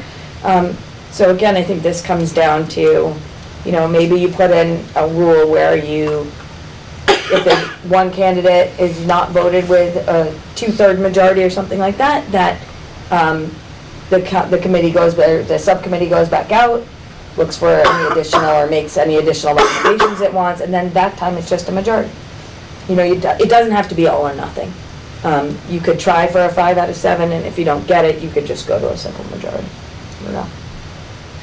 Or you can do majority in, 2/3 out, and again, I think that protects a manager from being thrown aside because of a political win. The question is, does it protect the town enough on the coming in side? I just personally think that this town council, the most important thing they're gonna do potentially is hire a town manager. Get the right Because person in place, yeah. if you don't have the right person doing the things that we're talking about doing, it's gonna be a bad day for this town. So I think it's like, I think when they find that right person, I truly believe 5's not gonna be a hard vote to get when you know who you're gonna get. If you wanna pay them, they wanna come in with the experience, they're gonna come in. I think it's gonna be glaring that this is the person we should go with. And I think asking for 5 for the type of role they're gonna have isn't out of place. I totally agree with that, except I go back to flexibility. Except that. At the end of the day, you should go for, you're probably gonna get 7 for 7 out the way, I think, as Lauren was mentioning, but why would you hamstring them? If that's what all they can get is the 4, then that's what they have. Like, we're electing these people to make the right decision, and I don't understand why we would tie their hands and require 5, particularly on the way in, because I just it's think to just, me, I don't necessarily think that's gonna get you a better person. I don't think we Because get a lot of because votes where's it that are getting- that split though, right? I think No, I agree. I think ultimately it's gonna be. the ones that are split are usually because they're terrible.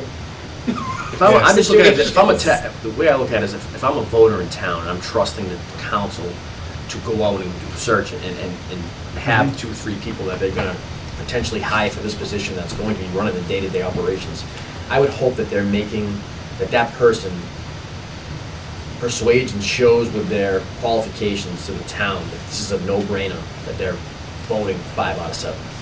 That's where I would want it to be. I don't want it to be that we're in this 4 to 7 thing of 3 people saying absolutely not. Well, why are 3 of them saying no, and now we're hiring the person? I think with that 5, to me, it makes it show that the council has done the due diligence, and the fact that 5 people, at least 5 people, are gonna be, I wanna put this person in this position to run the town day in, day out. Those 3 might have very strong feelings for why they're gonna say no to all 3 of those candidates. I think if there's, And that's just the way it is. And again, though, at the end of the day, we elected those 3, and we elected all 7 of them. And 3 feel very strongly against all those candidates.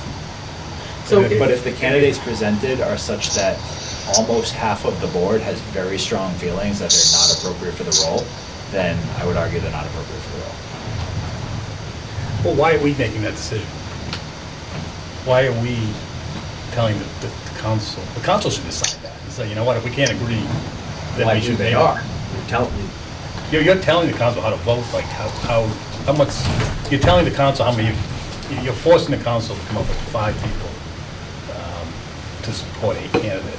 And I think in most cases you'll get there, but I don't understand why force that on the council. The best they can get is 4, no matter who you put up there. Because you have a split council, there's 3 of us think one way about town managers, and the other 4 think the other way. And no matter what you do, you put 4. I mean, it's probably a pretty wild situation. I'm not, it's probably not gonna happen that way. I'm not saying it would, but I'm not quite sure why we would force them not to find Well, I that. think it goes back to the point of, if you're a town manager, you're coming in here and you're getting hired at a 4 to 3 clip, are you really? It's not a good indication how you're. Yeah, that's what I'm saying. It's an inauspicious start. Yeah. Well, I agree with that, and I think ultimately you would hope the council then does a revote and they say now it's 7-0. I just think, well, I just, You forced them to say 7-0? no, but I just think. No, I don't force them to do anything. Like, in my opinion, like, I don't even think we should be having a revote of that person. Like, I just think this is such an important. To me, that's your call, though. That's the town council's call. Yeah, it's interesting that we're giving the town council all this authority and how they want to fill their empty positions Exactly. and everything else. I feel like that kind of goes along with it. That I just think this role of town manager, with the amount of power that they have, and the direction that they can lead the town, you're talking about. I don't think we're taking much authority away from the town Yeah. council, right? So we're talking about difference of 1 vote. I just think this is the most important thing that the town council is going to end up having to do at Well, some I point think, during. well, I think the town council would agree with that statement, but I don't think we should drive how they come to their decisions. Especially if the That's town why council don't get along with each other. What's that? Especially if the town council don't get along with each other. Right. Yeah, which could happen. You could have 3 council, you could have 4 on one side and 3 on the other. So these No matter both what they want to majority do. voted So that, and that's a problem for the council to work out. But again, I don't know why we would want to dictate how they have to vote. So everyone we're looking at right now says majority of the full council, these 4. I don't know what Amherst says. Bridgewater, Watertown, North Attleboro. I mean, I understand the going outside, because you don't want a town manager who has to worry about, if I say the wrong thing, I'm out of here, because it's easy to get me out of here, so I totally get that side, but on the way in, I don't know why we would try to control that process. May I make a suggestion? What about if we write it up the way you guys already voted, and then you can look at it and make another decision? Because if the whole thing together is gonna make you feel either comfortable or not comfortable with that. So, I mean, I think it's worth it to flag this as something that should be revisited. But I think when you're seeing the full picture, you'll have a better feeling of whether you feel like this could be something that you could leave to them or not. No, I agree. I think we've reopened the discussion. Everybody has to think about it a little bit further, and, we can fight about it again when we see it in writing. Discuss. All right. Good job. With regards to, are there any more discussions or any more guidance that we need from Ms. Goldberg with respect? well, are we gonna decide on those items that we left open last time in the executive branch before I move on? I don't think we're ready to go over all the powers and duties, right? No. We had talked about, and we had tabled up to this week, it was suggested the town manager have the power to appoint and suspend or remove all employees with the stipulation that the town manager may authorize any administrative officer, subject to the manager's discretion and supervision, to exercise these powers with respect to subordinates in that officer's department. And I thought that we're gonna formally vote on that tonight. Do you want to vote on that tonight, or do you want to wait until we have a draft and vote on the section? Well, I think Denise, you were the one who brought up concerns about that. So did you have any time to think about it and? I'm sorry, what? Around, if. About him having absolute authority to appoint wherever he wants it. Right, and then we were talking boards Without boards any and council. committees. I do, I still have reservations with that. I still think that council should, for some certain positions. So can we talk about? Discuss which ones, Yeah, but. can we talk about which positions we might want to include on that? If we want to start that conversation, it's up to you guys. I mean, isn't that what we had tabled for today? We can certainly delve into that now if you'd like. Do we want to, one of the duties that we had talked about was granting him the authority, granting him the authority to delegate hiring powers to department heads. Right, I think we agreed on that language. We did, yes. Right. Did we- It's just, I think the people that maybe you thought town council should, Approve. Approve. right, or disapprove. Or, 14 days to disapprove it. Yeah, based on the discussion tonight, I think I want to think about that a little more too.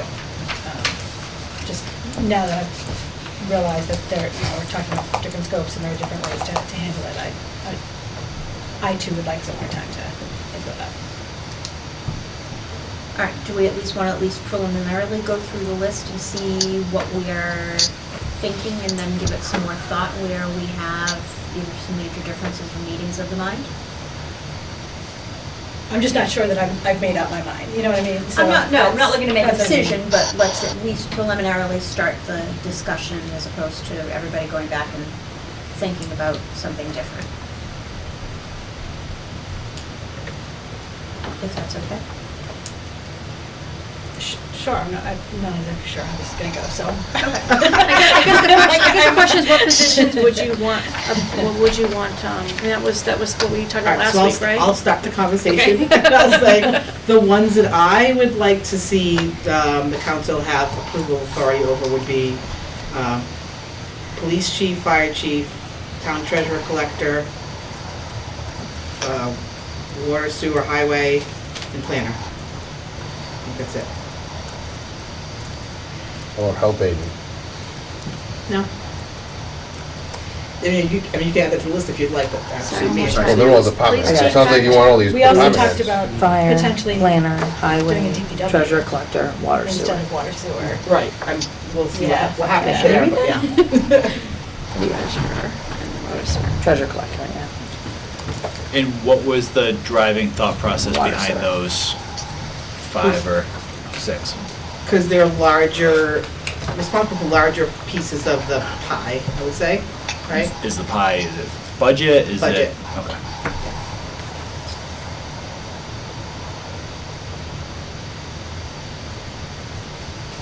You said planner included, correct? That's what she said. Yeah. My devil's advocate argument that some of these things are gonna be, I know you used this argument before, but some of the things we've been tasked with is fixing things that are broken that aren't working. And I see some of these things we're delving into for appointments that we don't have an issue with, so I don't understand why we're gonna start approaching them. That's my only argument. I don't mind the council being able to look at the appointment or waive it. I just would like to give them flexibility to it happen more than just waiting this ridiculous 14 days to stamp a paper for what's happening now. Board of Selectmen is approving it, and then someone's making a motion to waive the 14 days, and then they waive the 14 days, and we're doing this. But we actually can't appoint somebody because we don't know if the selectmen are actually gonna approve it that night, so they can't even, that's what I'm trying to avoid, is this duplicated hiring process of what we're doing right now. And that's what, if it's just going to be stamped every single time, I would like it to be the flexibility for the council to move it along. But they have that. As long as we have that in there, I'm perfectly okay with them reviewing it, or them being explained or given the reasons why we chose this person. If there was a free person for the department head, or if there was 3 people that were being interviewed for planner. So when I say they have that now, that if we say that they have the authority to either approve or reject an appointment, they can always say, I waive my ability to approve the appointment for the fire chief, because I think that you're doing a fantastic job, town manager. That's all I'm asking, so we keep the ability for, if we're gonna say that the town manager comes in and goes, 3 people interviewed for the position of planning board or planner. This is why I did this is why we did this is the person I wanna hire. Done. Just keep in mind also that at this point, only 5 positions out of every position that the town manager is going to hire have been put up for confirmation. It's, how often are these I agree with that, I'm just, positions actually going to come up for hiring and, 1 in 4 years. yeah. So, I don't, Are you retired? Are you retired? I don't think that process is terribly onerous, is what I'm saying. If we're only talking about 5, Well, if it was, it's you know, every position on here and everybody that they hire, yeah, I agree with that, it's just- insane, but for the, 5 most critical to the, critical this could be hits the to the same, budget, right? I don't think it's a large ask.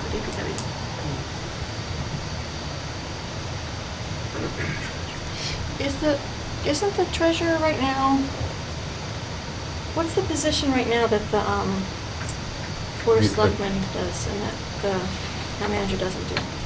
That's the, town accountant. Town accountant, okay. Oh, hires, you mean? Yes. Yes, it's the Okay, town accountant, it's accountant. the accountant, town council, So would that move over to, would the hiring of the town accountant over to Town town council. manager I- or town council? Town council. I think the idea is that you want the person that's gonna be reviewing the behaviors of the other person to be appointed by someone else. So the council would appoint, or at least confirm the appointment of the accountant. Right. A lot of Because- times, the way that these are written, treasurer collector, so the way that they're typically written is that a person is authorized to essentially be a finance director and also serve as a town accountant or a treasurer collector. And so one or the other is appointed by the council and one is appointed by the manager. So if the finance director, for example, and I don't know that you're gonna create a position that's gonna be called finance director, but that the treasurer collector position and the town accountant position, those are 2 different positions, they have 2 different roles. The accountant or is the one who's saying has, is the money available and has it been properly dealt with? So that you'd wanna come probably from the council. And treasurer collector is more of a, it's more of an administrative, I don't know what the word is, it's, they're dealing with more of the day-to-day stuff. They might disagree with me, but I think you can't have a finance director do both of those jobs, and that's why. Because you have to have different people in those jobs. what are we doing now that we don't have a finance director? I think your treasurer collector is, Yes, our The- treasurer she basically Yeah, we have one moves our treasurer, money we have around one- and invests our money. That's right. And the town accountant just makes sure Got it's. the guy's name as the accountant. Jim, Oh. James? Yes. James, yeah. And then there's a woman that's the treasurer. Yeah. the other thing, I know we talked about it briefly, but what is for these type of things like the appointments and where they fall and stuff like that, what gives us the highest probability that when this position comes up to be hired as town manager, is going to give us the highest probability of getting the most qualified candidates through this door so that we can look at them from a town council perspective and hire the person that's going to direct the town? Mhm. Because I think that's like, of all this said and done, that is where we're like, we need to make sure, because we're giving them the amount of power that outlines in this thing with the town council, we need to make sure that when this position does come up, whether it be now, 5 years, 10 years, 20 years, that we have people knocking down the door to say, I want this job, and I want to be paid for it because I know what to do here. The more authority that's unrestricted, the more likely you're gonna have people that are eager to take the job. Fire, police, accountant, fire, police, water, sewer, fire, those I think are the typical ones that are at the top. So, I don't think 5 or 6 is gonna change someone's interest level. If their employees were included, if it's every department head, then maybe it would. But again, I think as well to consider doing if they don't act within 14 days, to disapprove, because that's essentially setting the standard to approval. They have to actually take action to disapprove. Yep. So that's also giving a little bit back. Have you guys considered whether the council is gonna have its own clerk? whether the council's gonna make any appointments?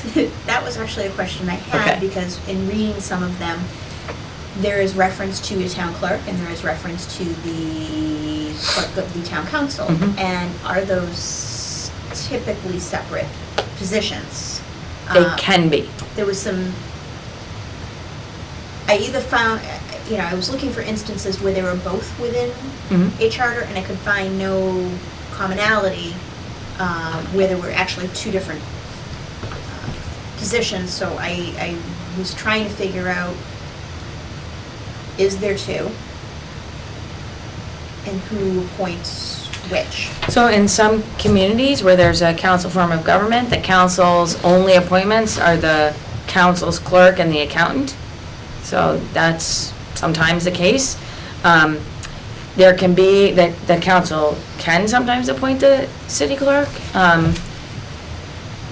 Again, I think it depends on what's comfortable. The clerk's job is very important, and I think it's important that the manager feels comfortable to work with whoever's gonna be the clerk. And especially, with the focus on elections, it's a very important job, and I think it's important to have some commonality there. So, I think they could be the same person, they could be separate people, and it could be that the council, and again, it would be subject to appropriation no matter what, because the council doesn't get to, if the manager didn't propose to fund a separate council clerk, well, then the council wouldn't have it. Again, the council's the person's appointing authority, so if the council felt strongly about that, you'd hope that they'd be receptive. In some communities, the manager is essentially acting as the council's organizer, the person that's preparing the agendas, that's get everything posted. In other communities, it is, and especially the bigger the community, the more things that the manager is already doing, and then it's nice for the council to have someone in their office that they can call and say, get this, or do that, or help us with this. So you could put in there that, if funded, the council could choose its own clerk. You're not talking about town clerk, you're talking about a clerk just for the council's. It's both. Okay. Both or either. I gotcha. Sometimes it's a combined role. It is. So in the bigger cities, it goes from like a police where it's a clerk who does all the things to a clerk that has one person that's designated as a council's clerk and one person's that may be designated as an elections clerk, and then one person's dealing with all the other things. Or you have somebody who has responsibility for everything.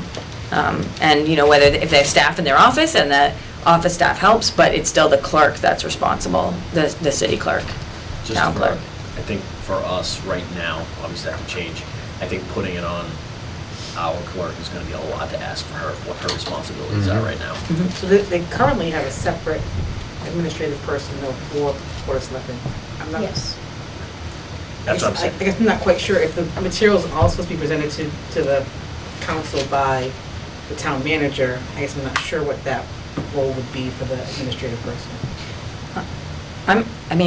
Again, thinking about discretion and trying to not lock it down, you might say that if the position is funded, Right. then the council can have its own clerk, and if it's not, then the town clerk is responsible for those duties. It doesn't mean that the town clerk would have to do it, it just means it would go through the town clerk's But office. what duties, I guess, are encompassed in that?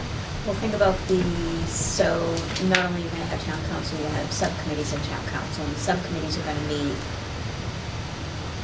frequently. That's a lot for And that's agendas that need to be put out, and Agendas that need to be prepared, minutes. But right now, those all go through one person today. right, but there are no subcommittees of the Board of Selectmen. Right now, we Yeah, have, there are. selectman Some of the secretary. committees are Yep. appointed by Board of So Selectmen. she'd probably No. become the clerk The for Board of the Selectmen does council. not For the council. consist of Because subcommittees. she does all the Oh, gotcha. agendas right now. That, they may be liaisons.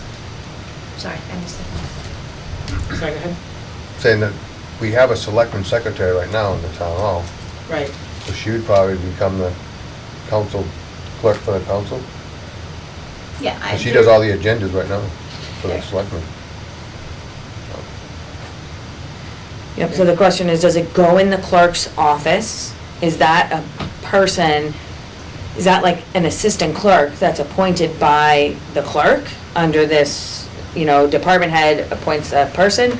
Or is it that the council wants to appoint its own clerk? Every other appointment is made over there on the town manager side or on the town manager's employee side. So is that position a council appointment? Usually that and accountant would be the main two. Yeah, I would think that there is, given the number of subcommittees that we're potentially talking about in agendas and minutes that need to take place, I would expect there to be a need for a clerk of the town council, and I think they should be responsible for appointing their own. So you're talking about taking basically the position right now and just making it appointed by town council? Yes. Because we have that position right now. Yes. And very similar.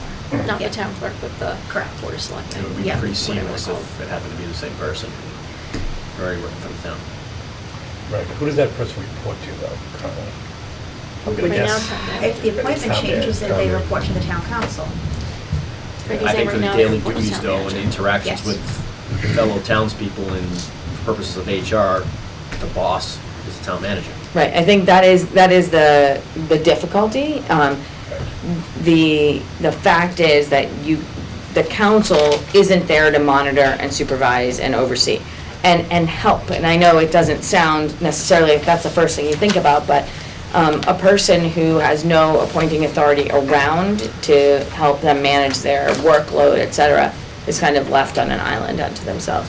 So maybe for this one, it would be after consultation with the manager and the town clerk, the council appoints a clerk for the purpose of assisting it with whatever duties. And that way, you're making sure that you have the people that are gonna work with that person involved, and that they then answer day to day for not for policy guidance, not about what goes on the agenda, but for help with how to put it on the agenda, for help with whether they get to call out or what their sick days are or whatever. They're answerable to the manager for that. Yes, someone coming in at 11 o'clock going, you're not my boss. Right. And that is the kind of thing that happens when there's different appointing authorities. Okay. All right, so appointed by town council, but still reports to the town manager. And after consultation with town manager and town clerk for appointment? Yeah. Okay. That's just for the administrator, well, not the town clerk, right? Correct. Yeah. Yeah, I don't see any, So town clerk and town accountant would be appointed by, the clerk of the town council and the accountant would be appointed by town council. The town clerk would still be appointed by the town manager, just like it is currently. okay. And speaking before to the issue of flexibility, I would still think the council could say, town manager, go out and find us someone to be the town accountant and come back with 2 names. Or go out and find us 2 names for a council clerk. And I think that's probably the way it would work. That the manager's gonna have in place an HR person and all that stuff that typically the council wouldn't want to be messing around in the employment area, as we talked about. So that's certainly something that the council could say, we trust you, go ahead and figure that out for us, but wouldn't have to. Yeah, we're not making calls at 7 o'clock at night when we're at home. Yeah. And we don't today have an HR.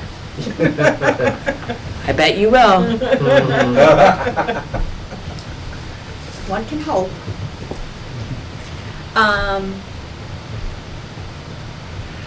Okay, I don't remember how we got here. We're talking about who was appointing who. So I think the 6 Oh, that that's Denise right. said, Yep. I mean, I'm personally Well, fine with those. potentially, 2 of them could wind up being one and when we get into the discussion of water and sewer, whether the, Right. I don't, becomes a DPW and that. we haven't gone there yet, so I kept them as 2 for now. Yeah. Okay. Did anybody have any strong feelings about adding or removing any of those previously named? for discussion and vote later?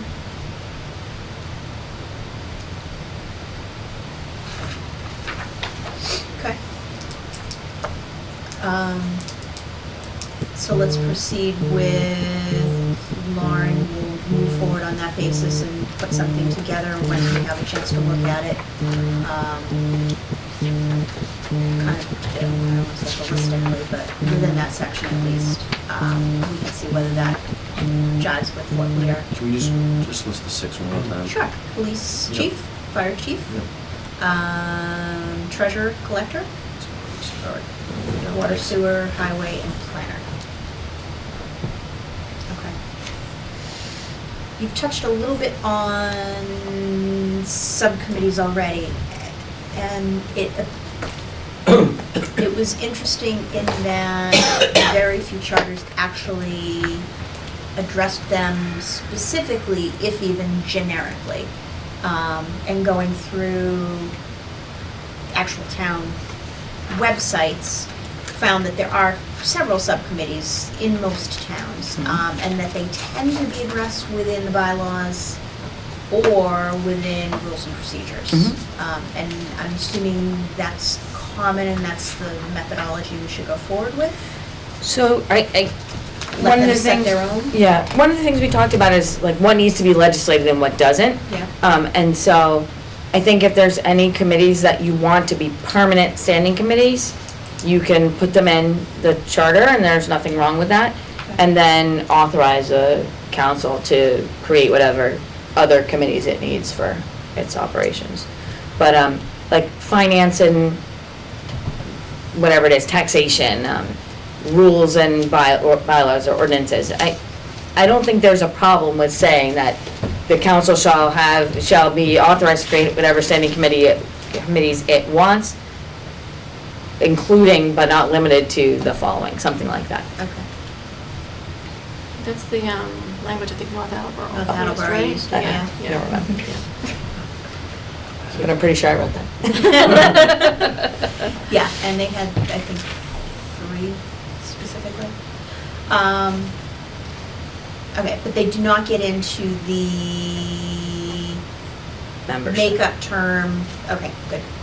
All right, so, Easy for us. yes. So do the thing. Yeah, can we talk a little bit about specifically FinCom and whether, so, coming from open town meeting where we have an advisory finance committee that represents the town, and switching to town council where the budget is voted on by town council, I guess we're looking for some guidance with respect to, is a subcommittee of town council adequate? Do you see a need for a separate standing specifically defined within the charter finance committee? No. Okay. I think the idea of the council, that's its one most important job. That's what they're hired to do. Elected to do. So I think having a subcommittee of the entire committee is fine. Meaning you can have any number of members Yeah. of the actual full committee. You could, there's some that where the finance committee is a committee of the whole, meaning everybody's a part of that. Or you could have a subcommittee where you add members of the public if you want to. But I think it would be unusual to have a separate committee entirely to do the finance part. Yeah, we're looking at, it looks like Bridgewater has one that's Do they? separate. Bridgewater and Franklin both have separate. Didn't he say Yeah. that? Didn't he say that But Bridgewater? Bridgewater is- I hate the Bridgewater charter to begin with, so. I have a feeling that the reason is that they have those is because they did that transition from a town meeting That's what that to means. council, and so they were trying to, I These people. kind of like the mixture of primarily the Winthrop has a council members standalone with a too. couple of, Lincoln, Winthrop. Winthrop. with a couple of public members. I think there are some people that just like to crunch numbers and don't necessarily want to get involved with the rest of the stuff that comes along with being town council. So I like the combo. I think it would be a subcommittee though, so they would, correct me if I'm wrong, but they would, the town council would decide. They would Yeah. decide How they whether to want to allow. structure So if town council want to go up the rule that Gotcha. four people from the town council I are like be the part idea. of this If I was town council. FinCom advisory committee, Yep. right? So They they can decide have if up they to want to. 3 Yeah, that's fine. of the public, correct? Mhm. Because they can't go to that 4. But it's unlikely they would want to. Okay. So say they had 4 members from the town council, Mhm. that's being part of the advisory committee, and then the town council can choose 3 members that will volunteer or whatever to serve part of this committee. So you'd at least have some input, but town council, in their own flexibility, could make up what those rules are. If all 7 of them wanted to be on it, they could, say, choose another, 6 to Yeah. have a party. It's doubtful because I think there's going to be some other subcommittees that are going to have to get involved in, right? agree, Talk yeah. about- Yeah. So You you don't said, wanna for over- instance, 4 and over- 3 or whatever, but let town council decide what that number. Yeah, I mean, the town council's elected, so that's why you'd want them to be the majority. But you get the input from residents or registered voters as well by having them be less than, and I think I mentioned, I think Southbridge has that as a rule. I can look, but I'm Yeah. pretty sure they do. It was. Yeah, in North Attleboro, that's what their language was, they shall, by bylaw, provide for establishment of standing committees, including but not limited to finance or ways and means, and then they go through all of them. All appointed by the council president. In each case, the bylaw shall establish the size of the committee and scope of duties, provided that no committee other than a committee of the whole shall be comprised of a quorum of the full town council. Residents of town may be appointed by the council president to standing committees of the town council, but the majority of the members of each committee shall be composed of councilors. So just curious, what committees did they mention specifically for They subcommittees? mentioned finance or ways and means, a rules committee, a municipal bylaw committee, and that's it. So that'd be like zoning, right? No. The bylaw No. is we're fixing all of our bylaws, I think, that this. Oh, gotcha. Our bylaws are kind of a disaster, so that It's would like be a bad thing. rules and bylaws, or rules and ordinances, depending on what you call them. Yeah, they have 2 different, a Yeah, rules they can. committee and a municipal, so what does the We could rules probably go use those to? subcommittees. They're just deciding on Use the council bylaw rules, committee. Oh, okay, or gotcha. on recommendations to the full council and council Yeah. rules. What I found on the website that I hadn't looked at before is a lot of the town councils have a set of rules that it's fairly lengthy and/or procedures. And in some cases, the subcommittees of the town council, that's where they're stipulated in terms of what the standing ones are going to be, what the ad hoc ones are going to be, and the makeup in terms of each of those. I think the bylaws are pretty important, especially to us, because we have some very outdated ones that probably need to be reviewed and constantly at least looked at and updated as we go through this, because, so that was a standing committee. It doesn't even matter if it was put in, like you said, slash for the rules and whatever, Mhm. but a standing committee that's constantly reviewing some of those things. I think they change, and at least when we review them, when they do come up. Well, I think we've got to probably within the transition plan have a committee set up specifically to kind of make sure that the bylaws match what the charter now says. We've actually put things back in or taken them out. I can promise you though, the charter supersedes the bylaws. Okay. So if there's inconsistent stuff in the bylaws, it defaults to what the charter says. And for that purpose, pretty much every time you see Board of Selectmen, it's gonna be town manager. Every time you see town meeting, it would be, the town council. So for Amherst, they thought they were gonna do that as like the number one thing that they were gonna do, but it took them about a year to get to it, because not that they hadn't already made an effort and had a committee that looked at it, but to actually vote on it, because they needed kind of to understand where things settled before they knew really what they wanted to change. But they had a bylaw review committee as part of that transition that started the process. Yeah. Do we still have Janie? Janie, you still there? No, I think she's gone. Okay. I ask a question? Yes. Cindy, when you were reading that, I believe the way it read was the council president selected the members of the subcommittees. So if you have so if there's gonna be a subcommittee, a finance committee, FinCom subcommittee, you'd have one person, town council president, correct, appointing all 7 members or whatever the number might be. It isn't really much different than we have now, and well, we have a moderator now selecting all 7 members. I'm not saying it's right or wrong, I'm just pointing it out that it's, the way I read that at least, it's one person selecting So the entire that, subcommittee. yeah, that goes to what the role of the president is, and whether the, you know, the committee, the commission here feels that the president should have kind of an enhanced role. If you think about how hard it is to make any decisions, then you think about, well, if we're gonna talk about appointees, is, you know, we're basically taking personnel and putting it back into the council's responsibility, which is typically inconsistent with what you want the council to actually be doing. So the idea is the council president is voted, whether it's a direct vote or it's voted by the council, that person is deemed to be the person who's responsible for making those appointments. It doesn't mean that there can't be a process, that you can't require the council president to put out a request for requests of interest or submission of interest from anyone who wants to be considered, and it doesn't mean that, you know, it's just completely within their discretion, but somebody needs to make the decision, and it needs to happen quick, because you know, if you only have a few years to get things done, then by the time you fight through all the appointments, it's a much longer process, so, Right. somebody needs to make it. Yeah, and actually, I guess we had agreed to last week that the council president would make those appointments. Just now you hit it in writing. Yeah. You hear it in writing, it's a little different. Yeah. I don't know, I'm just pointing it out, I'm not saying it's wrong. I think we had said too, that the council chooses their president, so they should choose somebody that they want Yeah. making those decisions, Yeah. right? And it changes annually, right? Right. Yes, The president. yes. Right, right. Yeah. Okay. Does anybody have any, so with respect to FinCom, was there anybody who had a strong opinion as to having a separate one based upon discussions we've had here?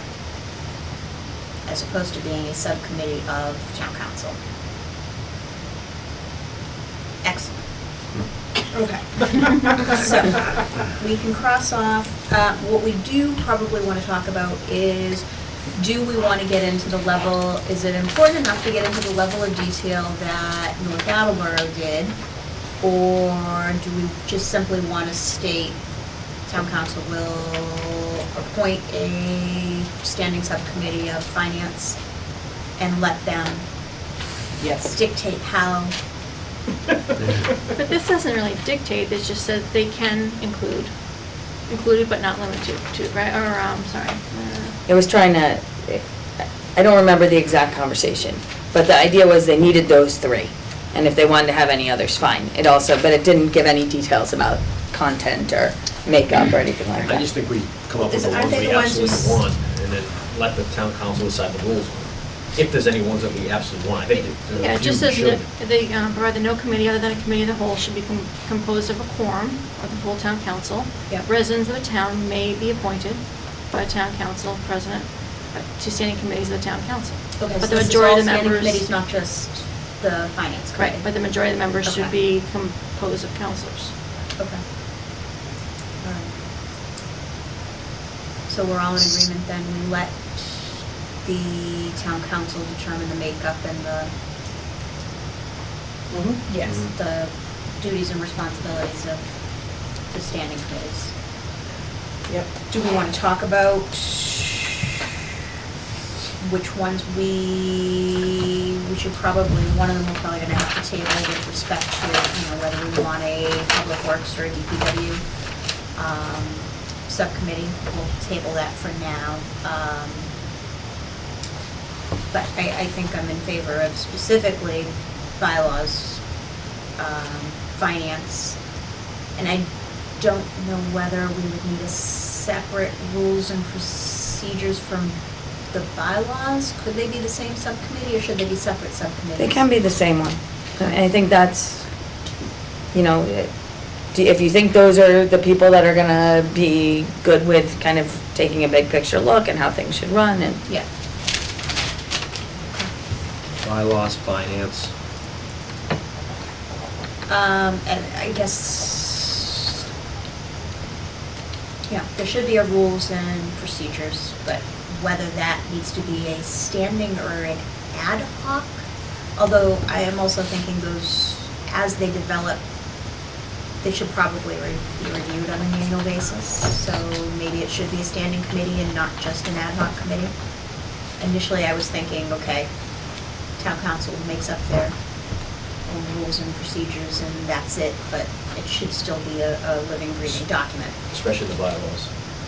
Yes. I mean, like, there's a million examples. The reservoir, it happened this year with the reservoir, because the reservoir changed, bylaws changed. It happens constantly. Maybe because of the size of the council, you want to have bylaws and rules be the same committee.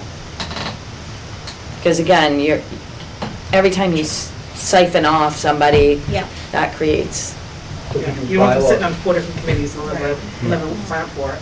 So we do bylaws / rules and procedures. Finance is the second one. The only one I would say, and it's not a subcommittee necessarily, but we talked about at one point having one member sit on the school committee, not as a voting member, but just as a, We did, and we decided to scrap it in favor of a subcommittee. okay, that's fine. I think the third one should be education. Yeah.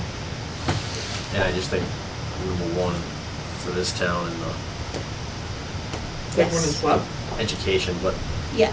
so So that- it's- I just think for this town with the divide that we have going on right now, I think it's ability to at least have a connection point there. So what do you mean, education, a separate It's a- committee from the school committee, or? No, and I don't, well, it doesn't matter how, like, I wanna let the town council be able to tell who they're gonna appoint there. If they wanna, if that's part of their rules, they wanna pull in somebody from the school committee to be part of this, that's fine, I don't care how they set it up, but I think that education should be a standing committee that constantly meets. They attend All year school round. committee meetings, similar to what we talked about in the last meeting. For instance, if town council wants to, if town council has a set rule, they must appoint an education subcommittee. And part of the rules they come up with as a committee that they want to pull, part of the committee is 4 members from town council, and they want to pull 3 from the school committee, and that's how they want to do the education, that's fine. But They what want to are pull members they, of I the- guess, what are they discussing? I think it's an advisory committee to town council, and it's a connection point between the town council and school committee that we don't have right now. So I watched this part of the video with great intrigue after the last meeting. And I guess I just had 2 thoughts on that. Kim, I think you specifically said, there's been these joint meetings between the selectmen and the school committee, which are great things. And I go back to what you said earlier of, if it's not a problem, I would argue that without there being anything in the charter saying they have to do it, they've found a way. This would be something where there's that flexibility. And then also, the town council and the selectmen are very different things, right? They're just different functions. So, I mean, if there's a need for there to be a joint meeting, if there's a need for the town administrator as the executive function to participate, to observe, to whatever it is with the school committee, I think that there's nothing stopping them from doing that if the need's there. So why do we want to mandate it in the charter? I just think that with the issues that we have going back some of the years we've had with the difference in town and the whole town and school argument, is this at least force, I don't want to say force, but it allows people to interact from town council and the school committee, if that's what they want to do. If that town council decides that they want to have the committee made up of town council and school committee members, they can. If they want to make it an educational subcommittee that is members of town council and members of the public, they can, if that's what they want to do, but it's their prerogative. But But I what is think the legislative branch doing with that kind of committee? I don't think it's so much they're gonna be doing. I think it's an advisory committee back to the town council. So if there's 3 members on it, and then meeting, and the other 3 members happen to be the public, they're at least gonna go back to town council to be advisory things on education. So you'd be advising on what the school committee's voting and discussing and talk about, so why wouldn't you just say? I don't think you have to put do a member on anything. the I'm not saying school they have to do committee? anything. I'm saying that I'm not saying they have to do anything. I'm not gonna sit here and tell you how the council's gonna, or how the subcommittee's gonna be made up. I think what the whole purpose is that you have a bylaws and rules, you have a finance, and then you have an education standing. And then that's what they have to at least appoint, or at least have a subcommittee of those 3 things. So I agree the relationship is important, right? But I'm conscious about not creating a subcommittee that's duplicating effort that's already happening, right? So there's already a school committee meeting that's occurring, and if we want to have a joined effort or a joined relationship, then join in with that meeting. attend that meeting and then you can listen and hear for yourself firsthand and report back to the town council about what it is that's going on at the school, because the town council can't impact how the budget dollars are spent, they can't impact the educational content that's being gone over at the school system. That's not their role, and it's protected by state law, so they can't impact those things. So it's more of a listening and understanding what's happening at the school level, and bringing that back to town council, right? I just think the reason why I say this, I just think that one of the things that we heard over and over and over again through the surveys, through people who come in, is that the lack of communication between the school side of the thing. And I'm thinking of ways to bridge that gap of making sure people are heard. I agree, I'm just saying, is there a better way to serve that purpose other than creating a new subcommittee that is duplicating effort that's already ongoing? Didn't we decide last week that, and I thought this is what I had in my minutes, that the decision was instead of making the president go to the meetings or having a subcommittee, that we would have a charter requirement to hold quarterly or a every so often joint meeting between the two? That's what I wrote down.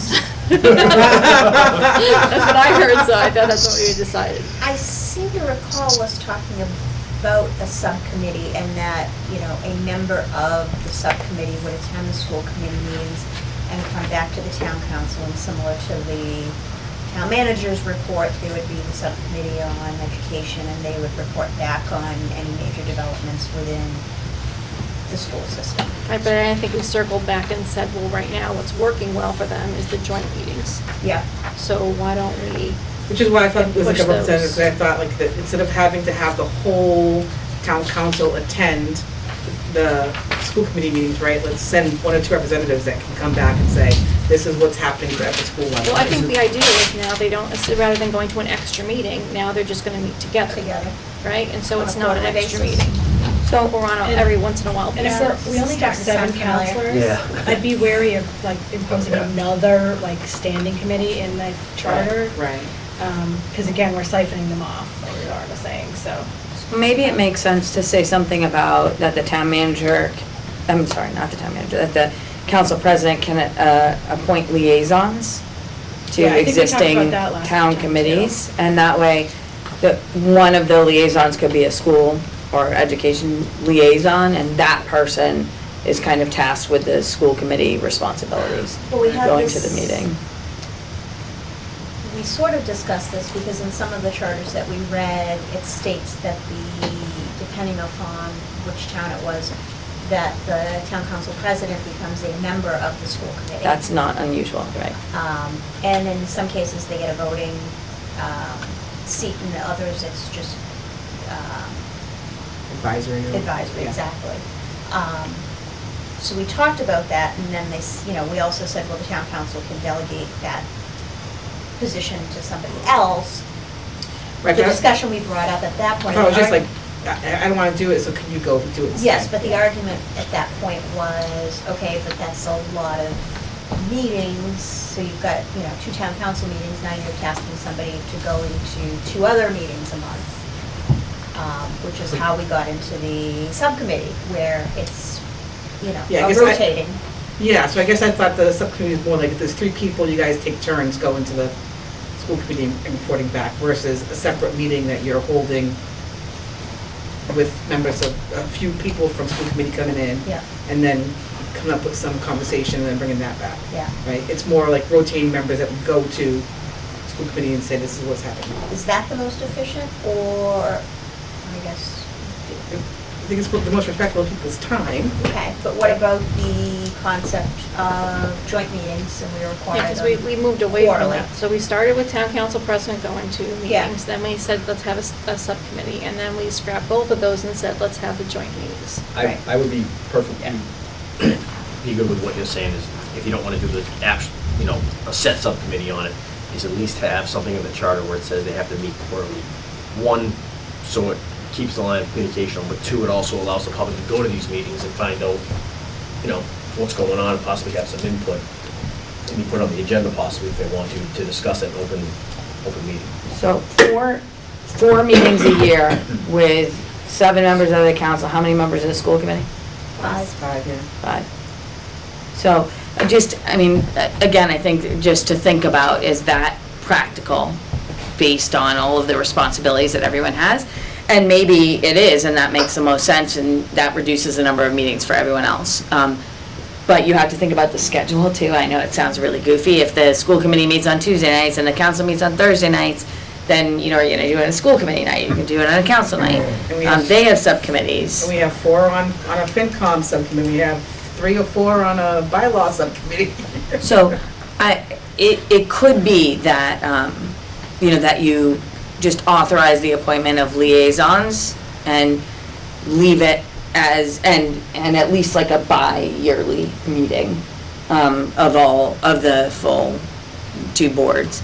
One would be the planning meeting anyway for the budget. Budget. Because you need that. Yeah. And then you could do one midway through the year to say, where are we, how have things gone, what else do we need, what are we thinking of for next year, kind of thing. Yeah.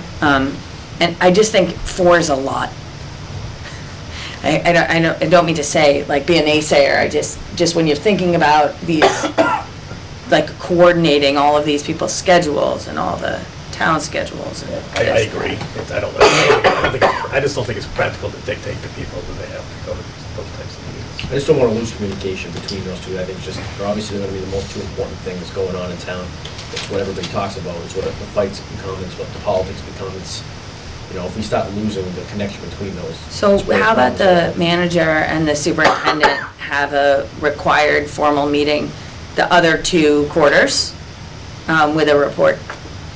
So you have the actual members meeting twice a year, and then you have the council, the town manager and the superintendent, the kind of boots on the ground people, also meeting twice a year. Is this, so I'm not challenging that that's a good idea. Is that something that needs to be in the charter? That feels. It depends. Okay. It depends. I mean, if you want to require it, then yes, Sure. because you Fair can't point. tell the superintendent what to do otherwise. Right. And you can't tell the town manager what to do otherwise. Yeah. So it's, I think, again, we're kind of at that balance between what do we need to put in writing that establishes expectations, and if you're trying to prove, we have a mechanism here to require town school communication, then you have to give somewhere, you know. I think it's easier to require the two people to get together twice a Sure. year and give a report than it is to require 12 Yeah. plus, you know. I think one of the important reasons why that should definitely be the chart, you're talking about 70% portion of the budget. I mean, this isn't something, I mean, we're talking about giving town council the right to come in and to put department heads that are a small percentage of the budget, but yet we're not gonna have, you know, actual telltale meetings of these people that are 70% of the budget. I think that the wording's important though, right? We're not saying we're not gonna have it. We're saying, No, but I I'm think- suggesting maybe we don't need to require it in See, I the think charter. that's the exact opposite. I And so think to be clear, those meetings today are public, open meetings that anybody can go to and attend. That are not in the charter. Correct. But I think putting it in the charter for, I'm not saying go overboard and have these meetings that it's too much, but to put in the charter that the department head, the town manager and the superintendent are gonna meet and then have 2 meetings or so, whatever you said, I don't think that's too much to ask when you have a portion of the budget being 70%. I think there needs to be some set communication in the charter between these 2 things. It's one of the things that we've argued about and fought about and gone back and forth for so many years. Before any of us were even thinking about any of this stuff, this has been going on. And it's gonna continue to go on because it's just the way it is. So if you I just think if you give the ability for communication lines to close, eventually they will. That's my feeling. And at least if you mandate it somewhat, just a little bit, it at least allows the communication to flow. And it does address one of the larger complaints that we heard within our survey. I mean, people were hammering it on the survey of this town versus school thing, and now we're gonna literally sit here and go, well, let them decide what they wanna do. Like, I don't believe that's the right way to do it. I think we need to have an avenue for people to show that we're at least approaching the town side and the school side, and we're gonna have discussions about it. It's 70% of the budget. What is it, 50, I mean, what, I forget what the school, what was the school budget at, 58 million? So just to circle back, where are we at? We're at 2 standing meetings of Two both joint committees. meetings, so 2 joint town meetings? council and school council. And then 2 meetings with superintendent and town manager. Yeah, I And would, any rotating attendance or no? I would leave it as and any, Up to them to decide. yes, Okay, whoever they see fit that's fine. to be in that meeting. You know, it goes back to, I think, what you had said last time is, you know, I think we've tried that, I think committees have tried that, FinCom. You know, they're gonna have a designate for this committee and that committee, and someone was supposed to go to water sewer meetings, someone's supposed to, and, you know, they just get meetinged out. So, it's great to say it, but then if it's just gonna fizzle out if it's not. It's not practical, they'll just ignore it. Yeah. It's, I think, what'll happen. I mean, I like the idea, and I think it's kind of what Kevin's going with, is I think there should be language within the charter that we address this issue without really forcing really too much. So, for example, the ability to appoint liaisons. But, I mean, I think the point of that language is, we want you to talk, we want you to be talking with the schools, we want you to appoint a liaison. We're not telling you to do it, but as town charter, we want that communication. And maybe the forcing of the 2 meetings a year, you know, that can be in there too. Aspirational. I mean, so the intent is there, you know, and how they actually execute all that is really, at the end of the day, it's up to them, right? But it does convey, I think, what we're trying to get at, which is we want to create more communication. We're not gonna really tell you how to do it, but we're trying to create some avenues to get you there. Besides, if we didn't put that language in there, I'm just thinking, for instance, town manager and superintendent, besides the one planning meeting, if we didn't have anything else to try, basically we would tell each other, and that'd be the end of it for the year. Well, I don't think that requiring in the charter is necessarily gonna change that. I'm just saying, it depends who are the people in the roles. But when you're writing a charter, you're trying to take all the people out of the roles and just write it the way you want it to be. And so if you were gonna write it the way you wanted it to be, what would you want, and is it practical to get there? So I think requesting, it's essentially a request to say to the town manager and the superintendent, we'd like you to work together, we'd like you to sit down and plan out a budget, and we'd like you to, you know, meet halfway through the year and talk about where you're at. I don't think there's anything wrong with that. You know, whether they do the job that you're looking for is something you can't force. But it does set an expectation that there's going to be working together. I can try to write it so that that's the point. So a question on the reporting back to the town council after those meetings, how does that go? Because I can imagine that if you assign the reporting to one of those 2 people, the spin may be slightly different. Sure. So how do you do that, I guess, in a fair and equitable way? Can't. You just have to understand bullet. that there might be spin Yeah. from the perspective that they're standing in. I think, you know, you could ask them to issue a joint report, but again, if they're getting along and they think similarly and they think this is terrific and they write up a whole report of goals and et cetera, then, and they agree on that, that's really easy. But it's what happens if they don't, then there's a requirement for a report, and it could just be, we met, we discussed things, we disagree. So I think that's the kind of thing you can't actually legislate. You can ask for a report, but what value it'll have will depend on how the people that are carrying it out use it. Right. I think as well, and I think as a taxpayer, I don't first say that they want to come. I'm not asking them to come here and get along and sing kumbaya. If they disagree, I want to know they disagree. But I want to know why they disagree, what's the projections. Instead of being separate and not meeting and not talking and not having an idea to present back to us, I do like the idea of you guys meeting, hashing it out, not agreeing to something, and reporting back an open meeting to say, what are the issues here? Because we don't have, you know what I mean? We're not having that right now, and that's one of the problems we're having in the surveys, that there isn't a thing of, why does one person think this needs to be done, and yet the town side saying, no, we don't think that does, and we're fighting over it. So, again, what is I'm not saying there's a solution for it, because if there was, a million other towns would do it, but there's gotta be a way to, at least as a taxpayer, see, okay, I understand this person's point of view, and I understand why they want this, but I also want to hear from the other side, and I want to make an educated opinion whether or not I understand it, you know? So the tension between schools and town is built into the law. Because the schools have a bottom line budget, and so they get to make the decisions that they want about how to spend their money, and towns are subject to line item budgeting. So that's there for a reason. Believe it or not, the school committee, the section that says that it's a bottom line budget, which is chapter 7134, if anyone wants to read it, it basically says, or it used to say that the school committee decided how much it wanted to spend, and the town had to fund that. And if the town didn't, the school committee could go to court, and the court would force the town to do it. So that's why there's that tension there, and that's why it feels strange. I think it's important both from the town side to recognize that the school has that independence, and it's important from the school side to recognize that the town has a limited amount of money and that a significant portion of it goes to the school. Having sat through your town meetings for years, I can see, that certainly building in something that demonstrates that this commission felt like that was an important, that communication angle or piece is important. I think that's fine.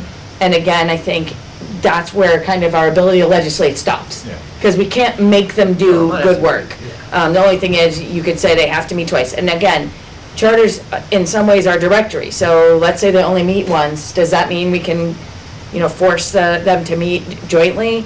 Not really. Someone could go to court maybe and try to get a mandamus action to force a joint meeting, but that's unlikely to happen. The hope is that the language of the charter encourages the behavior that you're looking to encourage.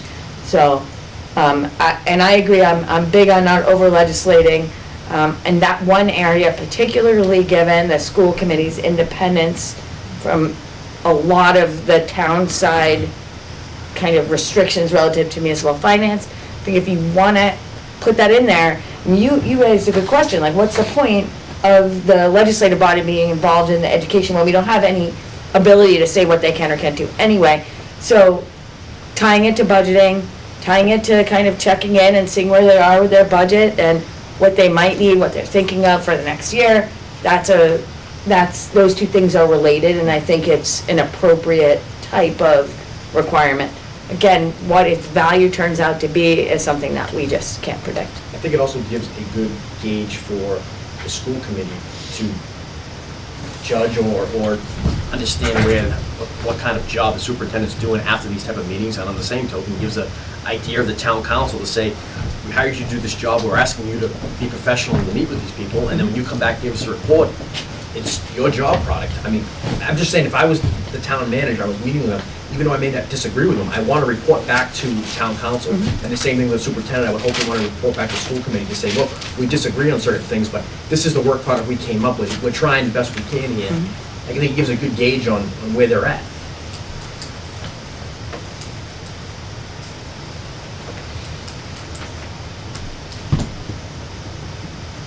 I know it's rose-colored glasses, but something's got to change, because you can't keep having these arguments and fights over and over again. Okay. All right, we have reached a decision, so we are going to have a combination rules and procedures and bylaws subcommittee. We will have a subcommittee on finance. We may at some point decide to have a public works or a DPW subcommittee of some form that we will take up.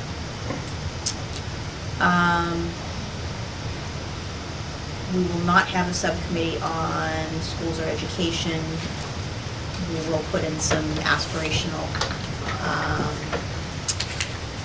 language within the charter with regards to joint meetings and department head or management head meetings periodically. I think unless anybody has anything else that they would like to discuss this evening, I think we've probably tapped out all of our brain capacity. Do you have something you're gonna bring up back there? You sound like you have a long list still to go. Okay, given Tie it up.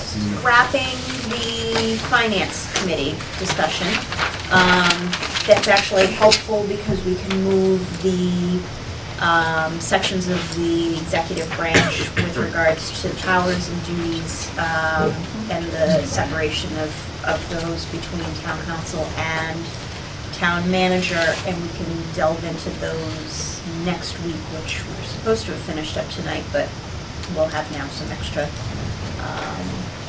space within there. Lauren, with respect to sections of the charter, when would you expect to have sections to us to review? So next week, I'm here. The week after that, I'm away. Okay. So I'm thinking after that, so. Okay, yeah, I have you on, the next meeting is, so our next meeting is February 24th. Okay, We'll be meeting here. I Yep. have you not listed for that meeting. right. So your next meeting that you'd be in attendance would be in March 9th. So why don't I try to get you stuff by March 2nd? Okay, So you all have a week to look through things. okay.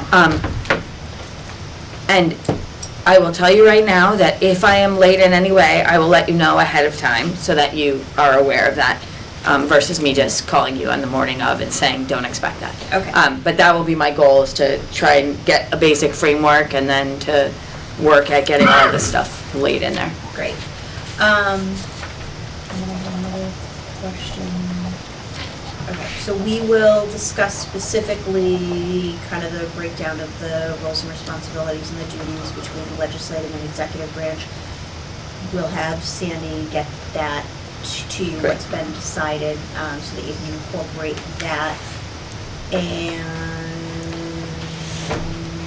I think that will probably take up the majority of the next meeting. I don't see us. Do we want to delve into water and sewer at the next meeting? It is scheduled.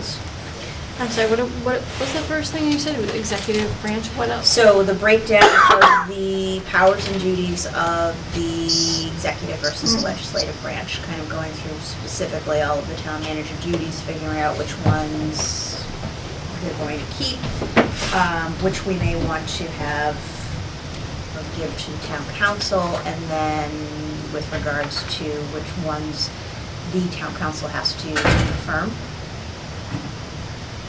Okay, so just voting on pretty much what we decided tonight though, right? Not necessarily decided tonight, because we still need to go through the specific roles of the town manager.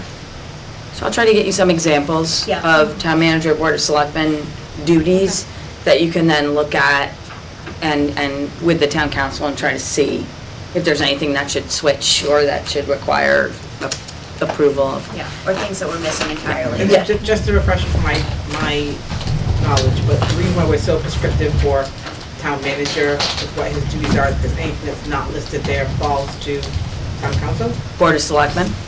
Well, today was. Right, Correct. so that's why it's important to identify what powers under state law would belong to the council or to the board of selectmen, or if you have a manager, that you'd be delegating to the manager, and then you have to figure out how to split them up. I'll try and get you guys some information so that you have an easier time kind of looking at the universe of issues. But yeah, if they're not specified as belonging to the town manager, then they'll defer to the council. And that's important because you want to kind of make sure the council's doing its legislative job. So there are places in the general laws where it'll say city council or board of selectmen, and that's why. In some places, it is more of an executive function, so there'll be something to talk about then. Is that something that we do think the council should do? One of the other things we may want to talk about, and it's within there, but the appointments in which body appoints which multiple member bodies outside of the ones that we were talking about. Lauren had recommended zoning and Concom being town council appointed as opposed to town manager appointed. They're more procedural based, right? Yeah. Right, I wasn't making a recommendation, I was saying that's to think about. Yep. Because any permanent committee, there's a reason that you have it in the charter, and so does that make more sense for the council to make that appointment. It's under the law relative to charters, any person can appoint, or any body can appoint. So, yeah, I think you're trying to kind of balance whether that permanency means that you want your chief elected officials to be weighing in on that versus an appointed official. Right. Yeah, sorry, I don't mean to be No, that's okay. nitpicky. Thank you. So that's be prepared to discuss, All kinds of committees. yes. Look at the multiple member boards, look at the roles of the boards of selectmen and the town manager currently. Think about where you want those duties to lie and with whom, and whether you want any oversight by the other body. And then are we gonna talk DPW next time too? Well, that was my question, is do we want to broach do we want to start, is that enough for one meeting, or? We're supposed to, let's see how fast. I think it will be. I don't know, I feel like we have a lot already in our charter that, like, tonight we decided all of those roles were good, and we're just gonna go through and see if there's anything extra we wanna put in there, right? Isn't that kinda what we're looking I don't at? think we voted on the rules all being good. No, but I'm saying, okay, so we're gonna go through every one of those roles again and decide whether we want it or not? Well, I don't think we really ever went, We didn't go through the Board of Selectmen roles. yeah. we There's not haven't- really much in the Board of Selectmen. No. Well, and even though we read through the town manager roles, I don't think we discussed and voted on whether or not they should stay there, changed anyway. I think we hit a roadblock with, why are these here? Yeah. In the case of some Maybe of them. chunk them out, but I don't think you have to necessarily vote on each individual one. Right. Yeah, but I thought, Whatever, but- I mean, I got the impression from the way Lauren was explaining that this is where we're dividing the line, right?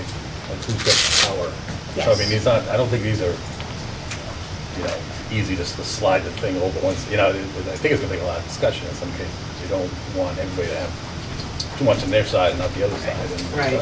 So, I can't speak to specifics, but I just have the feeling it's gonna be. The not dynamics that have easy. changed, I think we have to think about a little bit more thoughtfully about what belongs where. Yeah, I think that, Yeah. so I think it's really weighty discussion, I think. Yeah.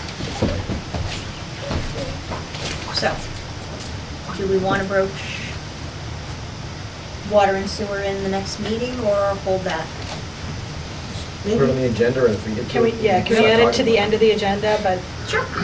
but push it off if if it's 10 o'clock and we haven't Yeah. gotten to it yet? As it is should. I'll discuss the agenda with you offline. There was some question as to, do we need to address each of the, given the fact that there's interdependencies between various sections, I was concerned about not having them all listed there and not being able to talk about them.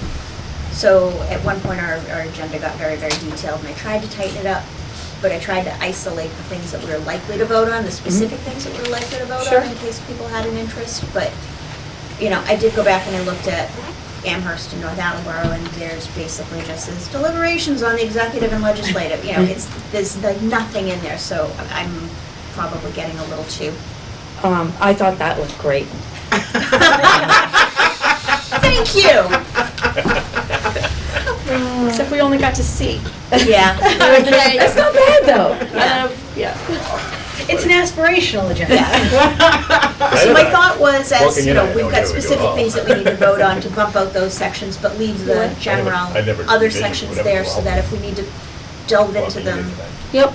Okay. You could put a little star somewhere too that just says, although we don't anticipate discussing everything on the agenda. here. Okay, There's a disclaimer. I've already for read that. it. I did already read it. You did. Yeah. I just don't I just find this I did. very hard to. I did. Agenda I items saw- may not be addressed in the order presented, and all items may not be Yep. addressed in the meeting. I read that. Okay. I just find this very hard to follow to prepare for meetings. Because I know we're not gonna talk about D through K. There's no way we're gonna get through that. No, And I'd rather have it, but in case and we do even need to tonight, I feel like we didn't get need to through what delve we were into gonna it get through. slightly. What's that? I said, in elections, for example, that came up in the first meeting when it wasn't even on the agenda. So if we put it on there at least as a general topic, then, nobody can say, well, you didn't say you were gonna talk about elections. Except it's not keeping us as focused, I guess, is what. Yeah, no, it's not. I mean, I agree. we didn't get to the ones we said we were gonna get to from last meeting today, and, you know, We did actually. But what do we were mean? supposed to finish up the executive branch today. So, can I just say, the open meeting law requires that anything that the chair reasonably anticipates that will be discussed should be listed. So that's how that should be. If you feel like you want to be clearer, that you're unlikely to get past, water and sewer, you could make a note that says, although we may get to that, it's fine. I think it's better to put stuff on there than to not have it on. But that doesn't mean that you have to work from the agenda for your meeting. Like, you could have a separate, more specific.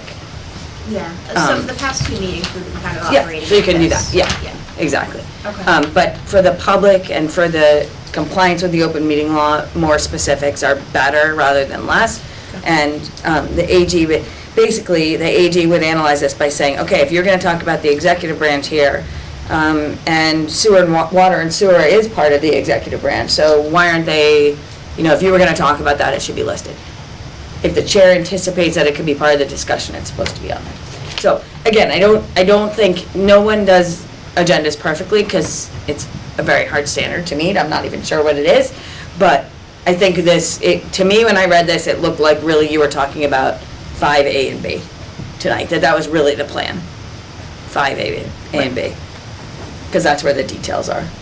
Okay, yeah, C2. Yeah, we got there, Yeah, but kind of. Right. I think that was the original plan, though, right, to include Yeah. C? well, we kind of, yeah. In terms of the section, we actually wound up scrapping it, so that worked out well. It wound up within subcommittees, which we didn't have addressed in here, so. You can I think you just have to do your best to have the agenda, list the things you anticipate talking about. Okay. And then, I do think it's good to have a disclaimer. And then if you really do feel like, oh, it's impossible, we're gonna get through E through K, you might just make a note. E through K may be mentioned tangentially, but, our big work will be X, Y, or Z. That's a legal term, big work. Do I need to do a roll call vote for a motion to adjourn? Okay, I will accept a motion to So adjourn. moved. Seconded? Second. All in favor? Aye. Adjourned. Wait, Janie's on the phone still. Janie, thank you. Feel Aye, better. thank you. Feel better.